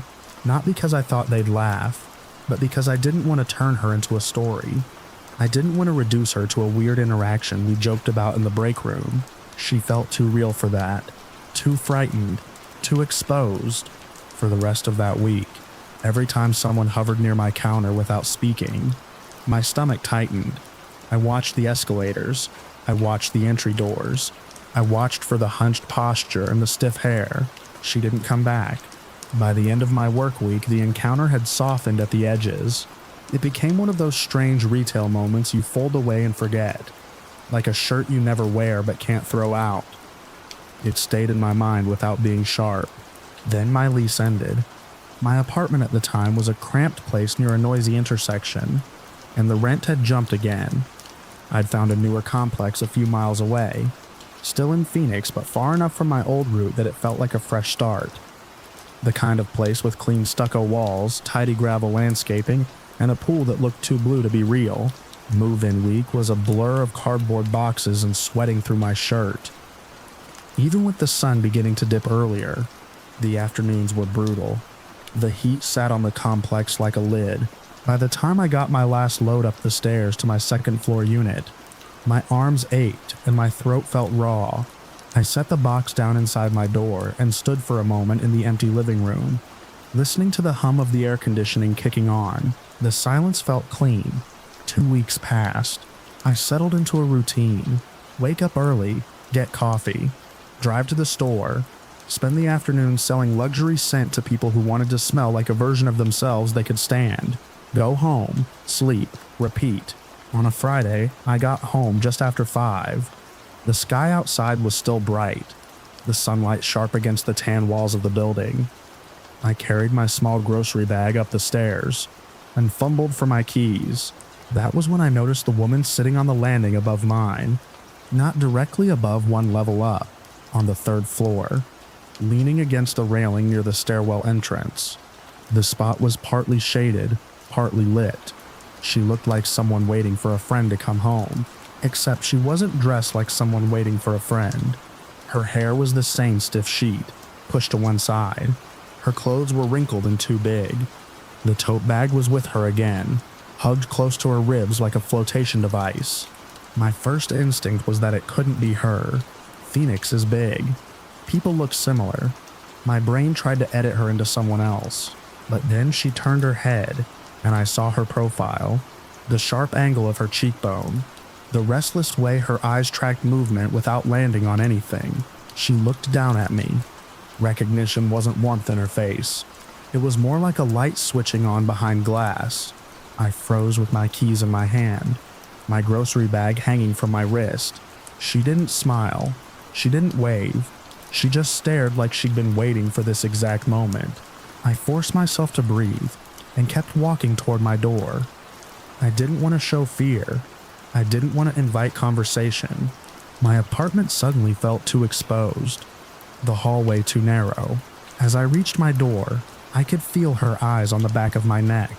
The air conditioning units outside the apartments were humming steadily, their fans spinning behind metal grates. The sound was constant, a low mechanical breath. I unlocked my door and stepped inside quickly, pulling the groceries with me. Before I could close the door, I heard her feet on the stairs. Not running, not rushing, just moving with purpose. I shut my door and turned the lock. I stood there in the dim entryway, grocery bag still in my hand, listening. Footsteps stopped outside my unit. There was a pause long enough that I started to imagine she might have walked past. Then a soft knock came on my door. Not frantic, not loud, just controlled, like someone trying to be polite. I didn't answer immediately. My heart was punching hard behind my ribs. I set the grocery bag down on the floor and pressed my fingertips to the deadbolt as if I could somehow reinforce it with touch. Another knock. I moved to the peephole and looked out. She was standing close to my door, her head slightly tilted. She wasn't looking at my peephole. She was looking at the door handle, like she could sense where I was behind it. My mouth went dry. I didn't want to open the door. Every safety instinct I had told me not to. But I also didn't want to leave her there in the hallway. Knocking, drawing attention, escalating. My neighbors were the kind of people who complained about noise and let their dogs off leash. I didn't trust anyone to respond calmly. I took a breath, unlocked the deadbolt and cracked the door just a few inches, keeping the chain latch on. Cool air spilled out of my apartment and brushed her face. Up close, she looked worse than she had in the store. Her skin was dry, her lips chapped. There were faint scratches along one wrist. Not bleeding, just healed lines like she'd brushed against something rough. Her hair looked even thinner near the ends. I kept my voice steady. "Hi." She nodded like we'd scheduled this. "I found you." My stomach sank. "How did you—" "I followed the scent," she said. For a second, I thought she meant perfume. Something I'd worn at work. Something she'd associated with me. But the way she said it wasn't poetic. It was literal. "You're the one who took the pictures," she continued. "The one who didn't laugh."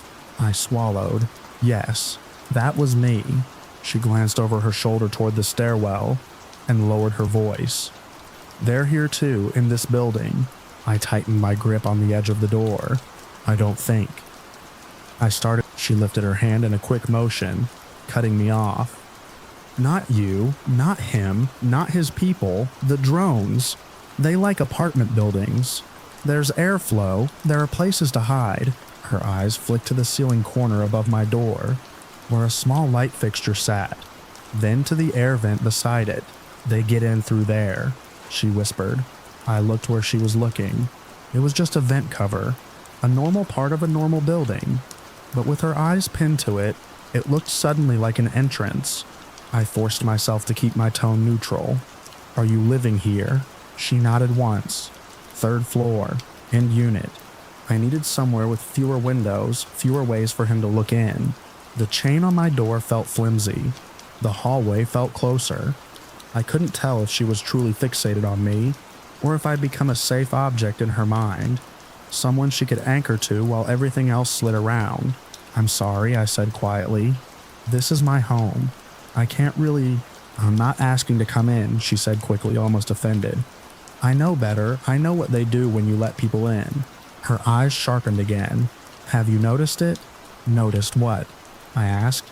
Even though I knew, she stepped closer to the crack of the door, her voice dropping to a near whisper. The buzzing that doesn't make sound. The pressure, like air moving wrong. My hand went cold against the door edge. I wanted to say no. I wanted to say I hadn't noticed anything because there was nothing to notice. I wanted to send her away with a firm boundary in a polite tone. and a locked door. But the truth was that since meeting her, I had been listening more than I used to, watching shadows in corners, checking my hair in mirrors a little too long. That didn't mean she was right. It meant I was human. I've been tired, I said finally. I haven't noticed anything like that. Her gaze searched my face as if trying to decide if I was lying. Then she reached into her tote and pulled out her phone again. The screen was more cracked now, spiderwebbed at the corner. She held it up toward the gap in my door. "Look," she said. On the screen were photos of her hair, the same ones I'd taken, but zoomed in so close the pixels broke apart. In the graininess, the broken ends looked like something had gnawed them, and in the background of one photo near the edge of her shoulder, there was a dark blur. My stomach dropped as my eyes caught it. It looked like a smear, a shadow, a thumb over the lens. But her finger tapped it hard. "That," she said. "That's one of them. It's close. It's close to me. It's in the picture." I stared at the blur for too long. The longer I looked, the more my brain tried to shape it into something. Wings, legs, a tiny silhouette. I could feel my thoughts slipping into the same grooves hers had carved. I forced myself to blink and pull back. "It could be anything," I said gently. "It might just be motion." Her jaw tightened. "That's what they want you to say." The hallway felt suddenly louder. A door somewhere down the corridor opened and closed. A TV played faintly through a wall. A dog barked once and then stopped. The normal sounds made her look more out of place, like a glitch. I swallowed. "Do you have someone you can call? Family? A friend?" She stared at me like I'd suggested an obvious joke. "Family thinks I ruined everything. Friends." Friends stopped answering when the drones started following them too. My chest tightened with something that wasn't fear. Exactly. It was grief. The kind you feel when you see someone drowning, and you don't have the right tools to pull them out without being dragged under. I kept my voice calm. "I'm not equipped to handle this, but there are people who can help you." Her expression flickered. Hurt, anger, suspicion, then smoothed into that exhausted flatness again. "I just needed you to know," she said. "So when it happens, you don't act surprised." I shook my head slightly. "When what happens?" She glanced again toward the vents. "When he finds me. When the drones stop being small." A cold thread slid through my stomach. "I need you to go back to your apartment," I said as evenly as I could. "Please." She stared at me a long moment. Then she nodded. Slow. "Okay," she said. "I won't stay here. I had to check. If you were real." My throat tightened. "I'm real." She looked down at my hands on the door, the chain visible through the gap. "That's what I thought." She took a step back. Her gaze dropped to the grocery bag on my floor just inside the door. Bread, a carton of eggs, a bag of oranges, ordinary things, proof of a normal life. Then she turned and walked toward the stairs with the same controlled pace she'd used in the store. I watched her go through the peephole after I closed the door. She didn't look back until she reached the landing above, and when she did, she stared directly at my door like she could see through it. Then she disappeared. I locked the deadbolt again and slid the chain into place, even though it was already latched. My hands were shaking enough that the metal clicked loudly. I stood in my small entryway, staring at the plain beige wall, trying to slow my breathing. For a long time, I didn't move. I listened to the air conditioning, to the building settling, to footsteps that might not have been there. Eventually, I forced myself to carry the groceries to the kitchen. I peeled an orange and ate it standing at the counter, the taste bright and sharp. I chewed slowly, trying to anchor myself in something physical, something undeniable. The rest of the evening passed in fragments. I showered. I checked my hair in the mirror longer than I meant to. I brushed it until the bristles caught on tangles, and my scalp felt tender. Before bed, I walked around my apartment and made sure all the windows were locked. I hadn't done that in weeks with any real urgency. I didn't sleep well. In the middle of the night, I woke up convinced I'd heard something near the vent above my bathroom. Not a buzzing, not a scrape, just a faint shift in the air, like a breath. I lay still and listened until my ears hurt. In the morning, sunlight filled my bedroom and made the fear feel stupid. The vent was a vent. The blur in her photo was a blur. The woman was a woman in crisis. That should have been the end of it. But that afternoon, when I got home from work, I found something on the carpet outside my door. A small plastic bag. It sat neatly against my welcome mat, as if it had been delivered like a package. It was the same kind of bag the woman had shown me in the store. Clear, crinkled, sealed with a tight twist at the top. Inside were tiny dark specks, and a few glittering fragments. I stood there with my keys in my hand, my heart pounding hard enough to make my vision pulse at the edges. The hallway was empty, quiet. The air conditioning units hummed behind their grates. I didn't pick the bag up. I didn't touch it. I just stared at it, trying to decide which feeling was worse, that she'd left it for me, as proof, or that she'd left it for me as a warning. Then, from somewhere above, I heard a door open and close. Footsteps moved across the landing, slow and deliberate, heading toward the stairs. I kept my eyes on the bag until my vision blurred, and I didn't look up until the footsteps were gone. When I finally stepped inside my apartment, I left the bag outside in the hallway, pressed my back against the closed door, and listened to the vent above my head until the air felt wrong in a way I couldn't explain.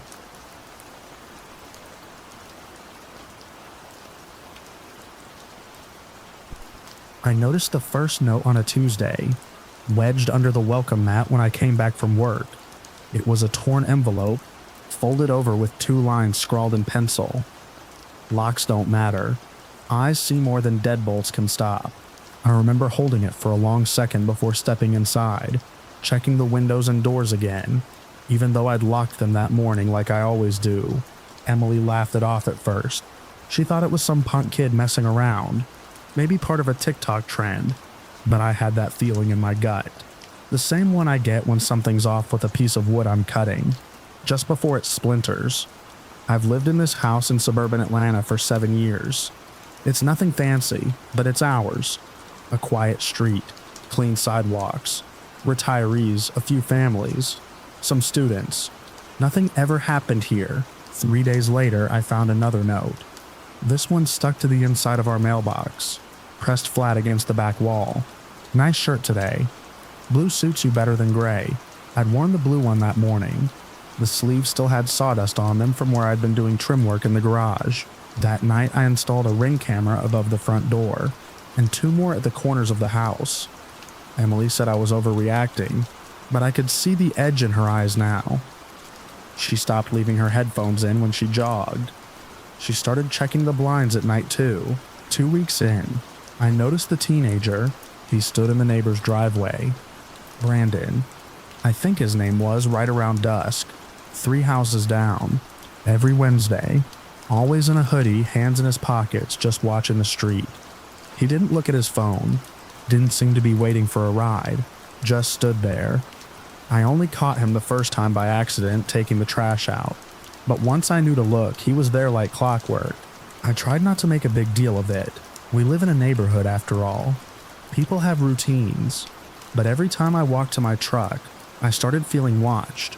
That skin-prickling sensation you get when someone's staring too long. I began backing into the driveway just so I could keep my eyes on the street as I left in the mornings. Then the real hit came. It was a Sunday. Cool morning, slight breeze. The kind where you almost want a jacket but decide against it. I'd forgotten my phone in the truck. Went out to grab it and noticed something on the passenger seat. A spiral notebook. The cover was plain black. No brand, no markings. I flipped it open. The first page just said my name in block.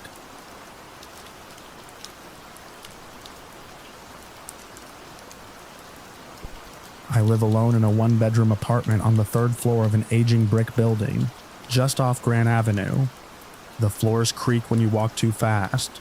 The pipes bang in the walls during winter. It's the kind of place you stop noticing after a few months, until something makes you listen again. That night, I was working late. I'd pushed a hotfix for a back-end deployment around 10:45 p.m., but a logging error had come up during the test run. I didn't want to leave it till morning, so I stayed at my desk, hunched over a laptop, listening to the quiet click of my mechanical keyboard. The only light in the room came from the screen. and the occasional blue flash of a passing car through the blinds. At some point after midnight, I pushed my chair back, rubbed my eyes, and went to the kitchen for water. I didn't turn on any lights. I never do. My eyes had adjusted to the dark, and I knew the layout by heart. The fridge door made its usual low groan. I drank straight from the bottle. That's when I noticed it. Something was off in the living room. I couldn't say what exactly, but I paused in the doorway, water bottle halfway to the counter. I had the distinct impression something had shifted an object maybe. A subtle wrongness. I looked around, squinting. My keys, they weren't on the side table by the door, where I always toss them.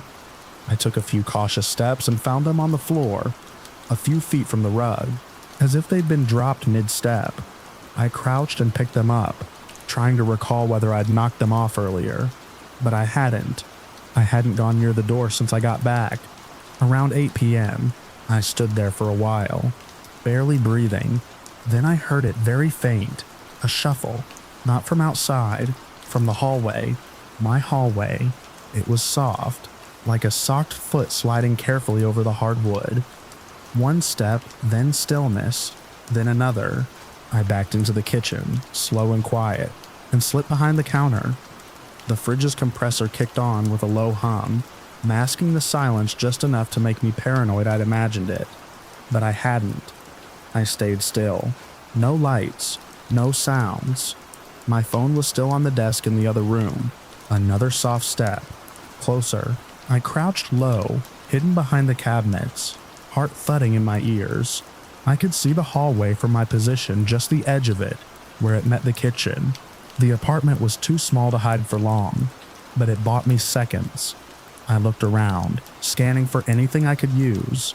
There was a small paring knife in the sink, but it was too far. Then came the light. It flicked on suddenly, without a sound, just a change in the air. My hallway light, the one I never use at night. It cast a warm yellow glow onto the edge of the kitchen floor, cutting across the darkness like a line drawn in chalk. My stomach turned. That switch was in the hallway itself, next to the bedroom door. Someone had turned it on from inside. I kept completely still.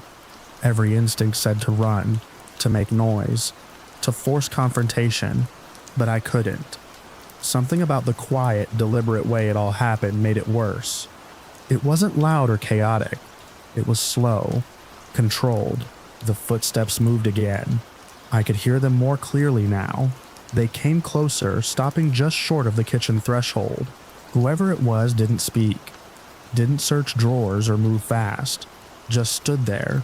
I could feel their presence on the other side of the cabinets, maybe 6 feet away. I tried to steady my breathing, in through the nose, out slowly through the mouth.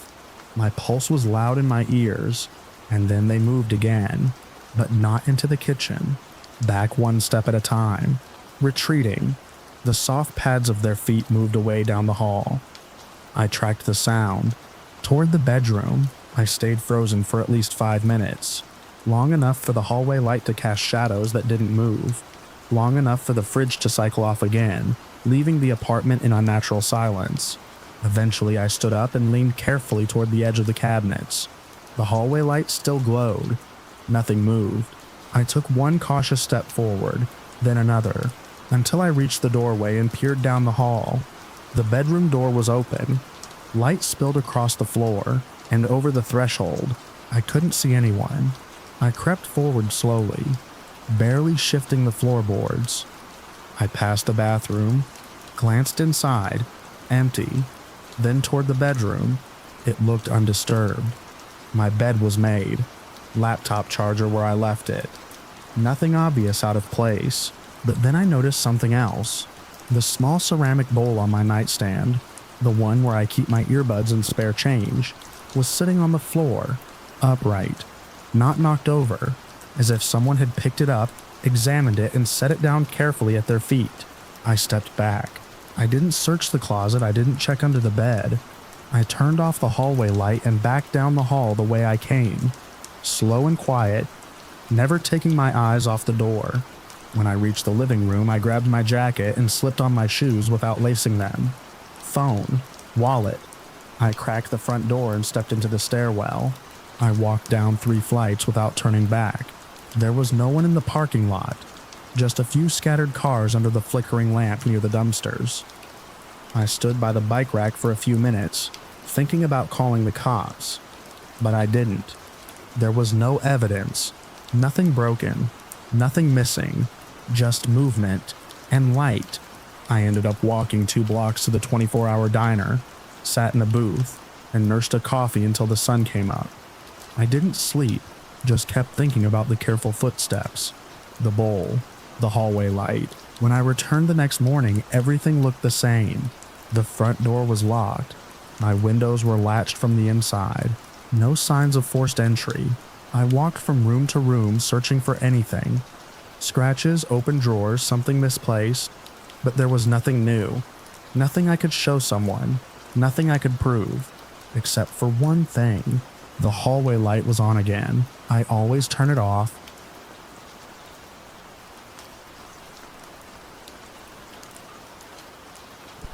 There was a man crouched beside the side door, our seldom used entrance that led to the garage. He had something in his hand, angled up toward the lock.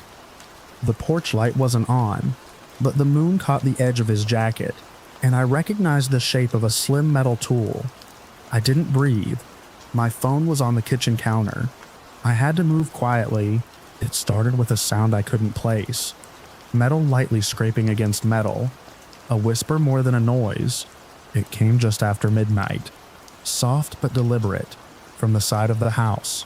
I froze, halfway down the hallway with a laundry basket in my arms, and waited. My daughter Ava was asleep in her room down the hall. I set the basket down slowly and moved toward the window that overlooked the side yard. When I called the police, I kept my voice low. I gave them my address and said someone was trying to break into my home. By the time the cruiser pulled up 10 minutes later, the man was gone. The officer did a sweep and found nothing. No signs of forced entry, just faint scuff marks near the side door handle, enough to prove I wasn't imagining things. He told me to keep my doors locked and to call if I saw anything else. I didn't sleep that night. I sat in the living room with all the lights off, listening, watching. The next morning, I tried to explain it to Ava without scaring her. She's 9, smart, observant, and way too quick to pick up on my tension. I told her someone had been snooping around and that we needed to be extra careful. She asked if it was someone trying to steal our bikes. I said maybe and left it at that. By the end of the week, I'd changed the locks, added a second deadbolt, and ordered a basic security camera for the front porch. I told myself it was probably a one-off, a random opportunist who wouldn't be back. But then I saw him again, not at the house, at my office. I work at a small insurance branch in a business park on the edge of town. We get deliveries pretty regularly, couriers dropping off claim documents, policy packets, nothing unusual. So at first I didn't think much of it when a delivery driver came in holding a brown envelope. He looked familiar, but I couldn't place where from. He smiled when our eyes met, just a little too long, and said he had something for our branch manager. I pointed him to the front desk, and he left the envelope and walked out. I watched him through the glass as he crossed the lot. That walk, that posture. Later that day, it hit me, the same jacket, the same builds, the same way of moving. I went back to the security footage from the night of the break-in attempt. The police had taken a copy, but I'd saved it on my own hard drive too. It wasn't the best angle, but it was enough. Same man. 2 days later, I saw the same delivery van, parked across the street from Ava's school. It was a different time than usual for drop-offs. I sat in my car and watched. He didn't get out, just sat there for a few minutes, then drove off. That night, I took out every paper in the house. Bills, receipts, school notes, even my work calendar. I wanted to know if I'd dropped something, some clue about our routines. I found nothing, but I couldn't shake the feeling that he knew more about me than he should. I didn't tell the office. What could I say? That a delivery guy gave me bad vibes. The real break came by accident. My neighbor Marcus came by on a Saturday afternoon to ask if I'd seen his cat. While he was standing at the door, he noticed the front porch camera. It wasn't until the third time I spotted him, this time parked 2 blocks from our house, that I started thinking he wasn't watching just me. He was watching both of us, me and Ava. I went to the police again, but they said without a license plate or a clear reason to suspect him, there wasn't much they could do. They advised me to document everything, so I did. Times, dates, places. I started keeping a log. What guy? Hey, he said, your guy's back. He pointed to the screen. The camera feed was still open on my tablet. A man had just walked up the front walk, looked at the door for a moment, then turned around and left. Same man, same jacket, same delivery van parked just at the edge of the frame. He nodded slowly. I thought he was yours, like a handyman or something. But he didn't knock, just looked around and left. Marcus leaned in. That's the guy who was walking around behind your garage last week. My heart dropped. You saw him? The next incident came a few days later.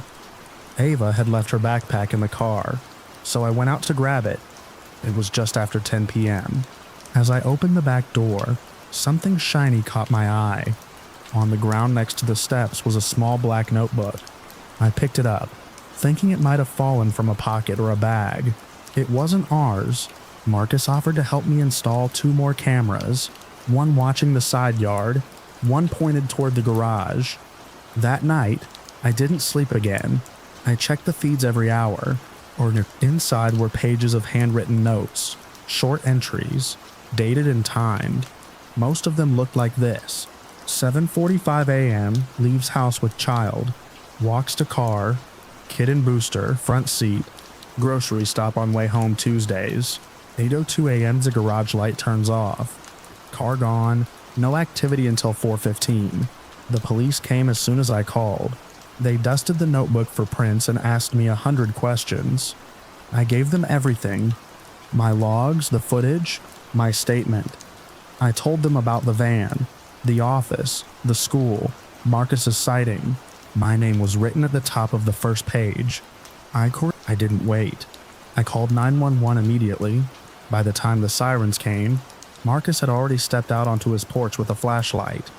He shined it directly at the man, who froze like a deer in headlights. This time, he didn't run. The police caught him still crouched beside the door, the same slim tool in his hand. 2 nights later, Marcus texted me just before midnight. He's back. Side door. The police found more notes in his apartment. Pages and pages about other people. But most of them were about me, about Ava. He never touched us, never said a word to either of us. But he watched. He learned. He waited. His name was Rick. He was in fact a delivery driver, but also a contract maintenance worker. The kind that sometimes gets access to service areas in office buildings. That's how he'd gotten in, how he'd seen me, how he knew when I left, where I parked, what car I drove. Every lock in the house has been changed, every camera upgraded. I check them twice before bed. Ava sleeps with her door closed now, with a white noise machine to block out the world. He's in custody now. They're still building the case. Some nights, I think I hear that metal whisper again. Just for a second. Just long enough to remember what almost happened.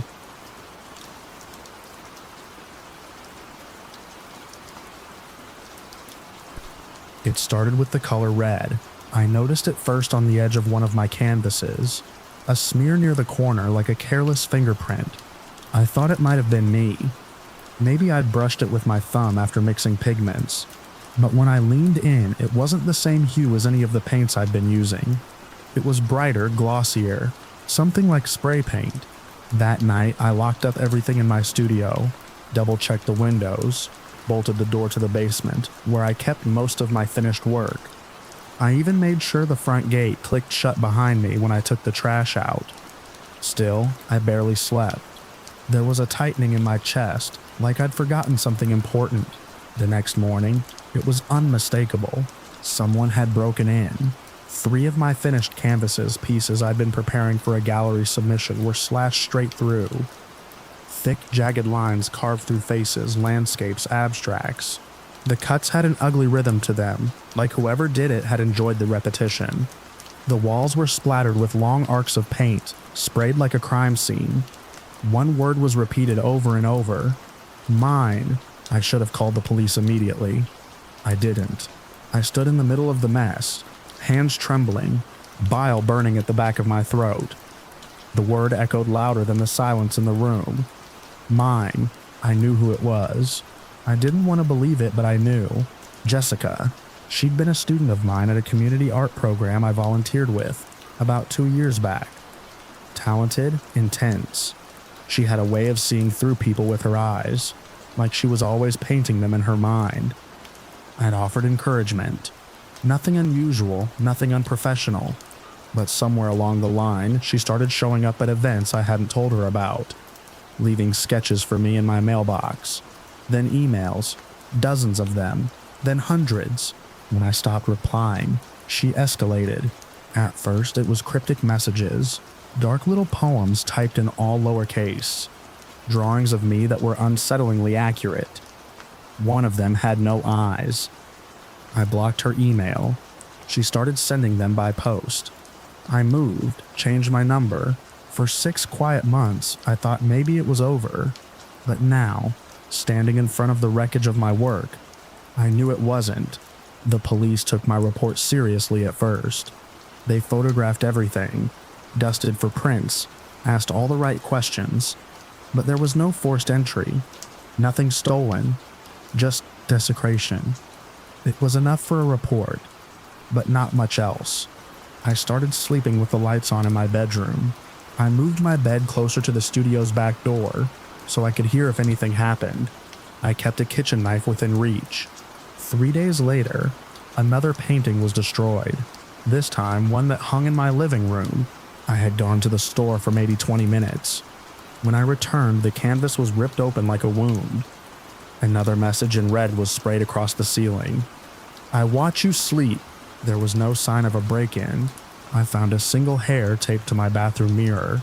That night, I packed a bag and stayed with a friend across town. When I returned in the daylight, my front gate had been unlatched.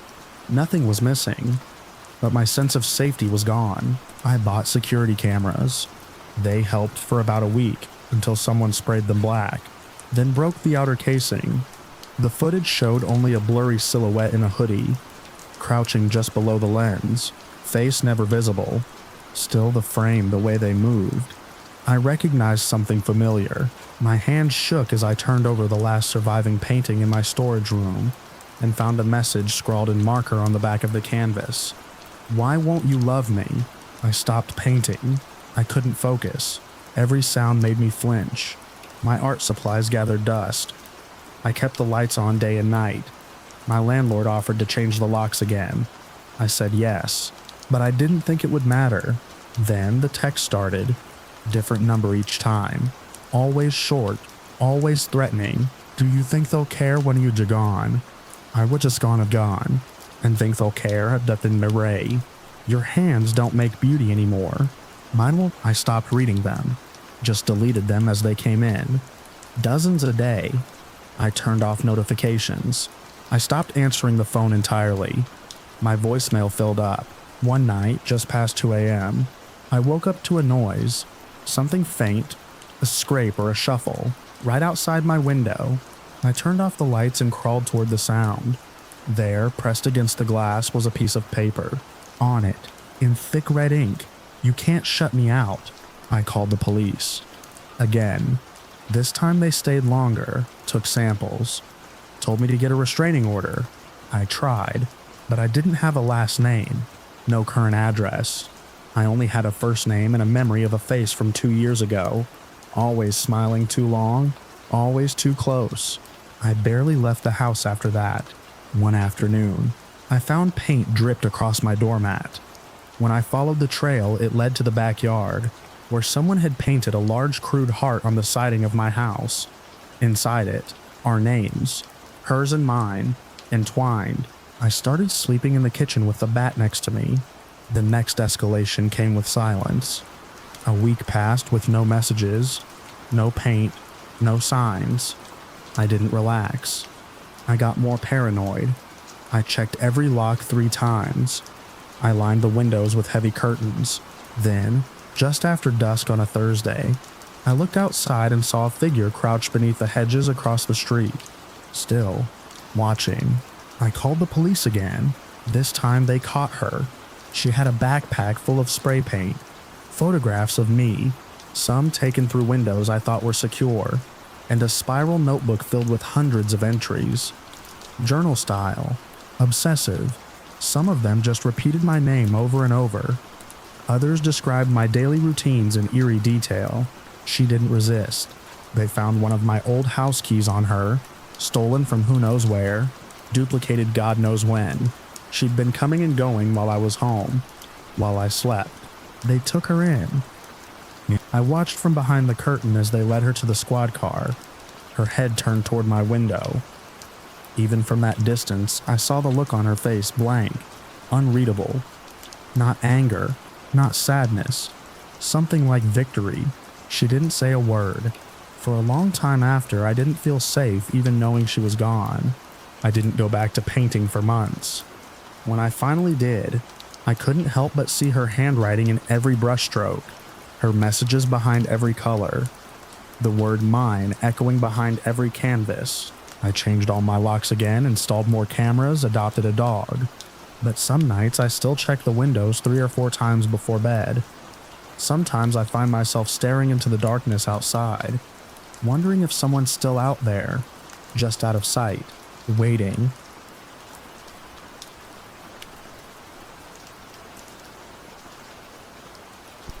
It started with a mix-up. I'd flown into town for a friend's engagement party, one of those suburban celebrations with catered sliders and fairy lights strung across a backyard fence. The house I was supposed to stay in was a short-term rental set up by the groom-to-be, but the address he texted me had a typo. I didn't know that at the time. The night had a strange quiet to it. Not eerie, just still. The kind of hush that settles over cul-de-sacs after the last garage door closes and the porch lights flicker on. I pulled up around 11:30 am, still buzzing a bit from the wine and small talk, and parked outside a 2-story home with a red mailbox. The place looked like every other on the block. Nothing to give me pause. The door was unlocked. That was the first thing. I remember thinking, okay, maybe the last guest didn't shut it properly, or maybe the cleaning service forgot. I stepped inside, wheeling my carry-on behind me. It was dim, but not pitch black, just the soft spill of a street lamp coming through the curtains. The air inside smelled faintly musty, like dust that had been sitting undisturbed for a few days. The floor creaked under my sneakers. I called out, just in case. "Hello, it's me, James. I'm crashing here tonight." No answer, just the hum of the refrigerator in the kitchen, and something ticking faintly in another room. Maybe a wall clock. The layout matched the description. Living room to the right, hallway straight ahead, stairs on the left. I climbed them slowly, one hand brushing the banister. The carpet on the steps was slightly damp. I told myself it could have been from cleaning. Maybe the carpet shampoo hadn't dried yet. I tried not to overthink it. The hallway upstairs stretched into 3 closed doors. I picked the one at the end, figured it might be the master, probably where they wanted me to stay. It opened easily. That was the second thing. The room was cold. Much colder than downstairs, like someone had left a window open, but there was no breeze. The window was shut, blinds drawn. I could see the outline of a bed, a nightstand. Then I caught a shape. No, 3 shapes, just beyond the edge of the bed frame. At first, I couldn't process what I was seeing. 2 were slumped against the far wall. The third was sprawled half on, half off the bed, one arm dangling toward the floor. All 3 were very still. I didn't go any farther, didn't check pulses, didn't touch anything. I backed out of the room with my breath caught in my throat and my body on autopilot. I called 911 from the landing. My voice was steady, too steady. I remember spelling out the address from the front of the house and saying I'd found what looked like 3 dead bodies upstairs. The dispatcher asked if I was in immediate danger. I told her I didn't think so, but I wasn't sticking around to find out. I waited outside, sitting on the curb in front of the house. I couldn't take my eyes off the front door, even though nothing moved inside. Every minute stretched. I remember hearing a distant dog bark, then silence again. The air was heavy with the kind of stillness you feel after a storm, even though it hadn't rained. When the police arrived, their lights painted the neighborhood in red and blue pulses. I stood up, hands out, identifying myself before they even asked. One officer took my statement, while the others cleared the house. I watched them go in. Flashlights flickered through the windows. Then one came back out, face tight, radioing for backup. Another squad car showed up not long after. Then an ambulance that never turned its sirens on. They cordoned off the property with yellow tape. Neighbors began peeking from behind curtains. One or two stepping onto their porches in robes and slippers, arms folded against the night chill. Someone whispered something about a break-in. Someone else said murder. I told the officer everything I knew, which wasn't much, that I was supposed to be staying at the house, that I had no connection to whoever was inside. I showed them the text with the address. Turns out I was supposed to be at 6847, not 6874, just one digit off. The officer looked at me hard for a while after that. I could see the questions forming behind his eyes. He didn't ask them though, just nodded and told me to stay available in case they needed a follow-up. They wouldn't even let me grab my suitcase. Not that I wanted it anymore. The official report wouldn't come out for another week. By then, I'd long since moved to a hotel and given a full statement to the detectives. They ruled it a homicide, 3 victims, all adults, no forced entry, no sign of struggle, but no suicide notes either. The cause of death was still being determined when they spoke to me. The case made the local news. Briefly, enough to make people double-check their locks and watch the evening report for a few days. Then forget I didn't forget. There were little things that stayed with me, like how the hallway upstairs had smelled faintly metallic, almost like the air in a dentist's office. How the bodies looked more like mannequins in that moment too. Still too staged until I registered the slackness in their limbs. How I never heard a single sound in that house. Not one creak from upstairs, not one footstep behind a door. Sometimes I think about how easily it could have gone differently. If I'd gotten in earlier. If whoever had done it was still there. If I'd walked into the wrong room and become body number 4. I didn't sleep much after that. The cops kept in touch for a while. Standard stuff. Had I remembered anything else? Had anyone contacted me claiming to know the victims? Did I have any prior history with the address? No, and no. Eventually, the calls stopped. I wasn't a suspect, just a guy who walked into the wrong house at the worst possible time. Still, it's hard not to imagine that moment frozen in time. Me standing at the threshold of that bedroom, seeing those 3 silent shapes in the dark.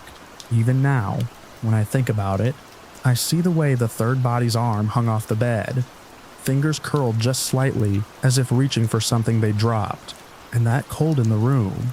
Not just temperature, but a kind of emptiness that settled deep into your chest and made it hard to breathe. I don't know who they were. I never learned their names. The news didn't release them and I didn't ask. It felt wrong somehow, like inviting them into my head for longer than I could bear. Sometimes I drive past the neighborhood on my way out of town. I don't stop. I don't slow down. But I glance at that house with the red mailbox and wonder if anyone else lives there now. If they know. If the floor still creaks when someone climbs the stairs. If the hallway still smells like copper and dust. If the room at the end ever gets warm again.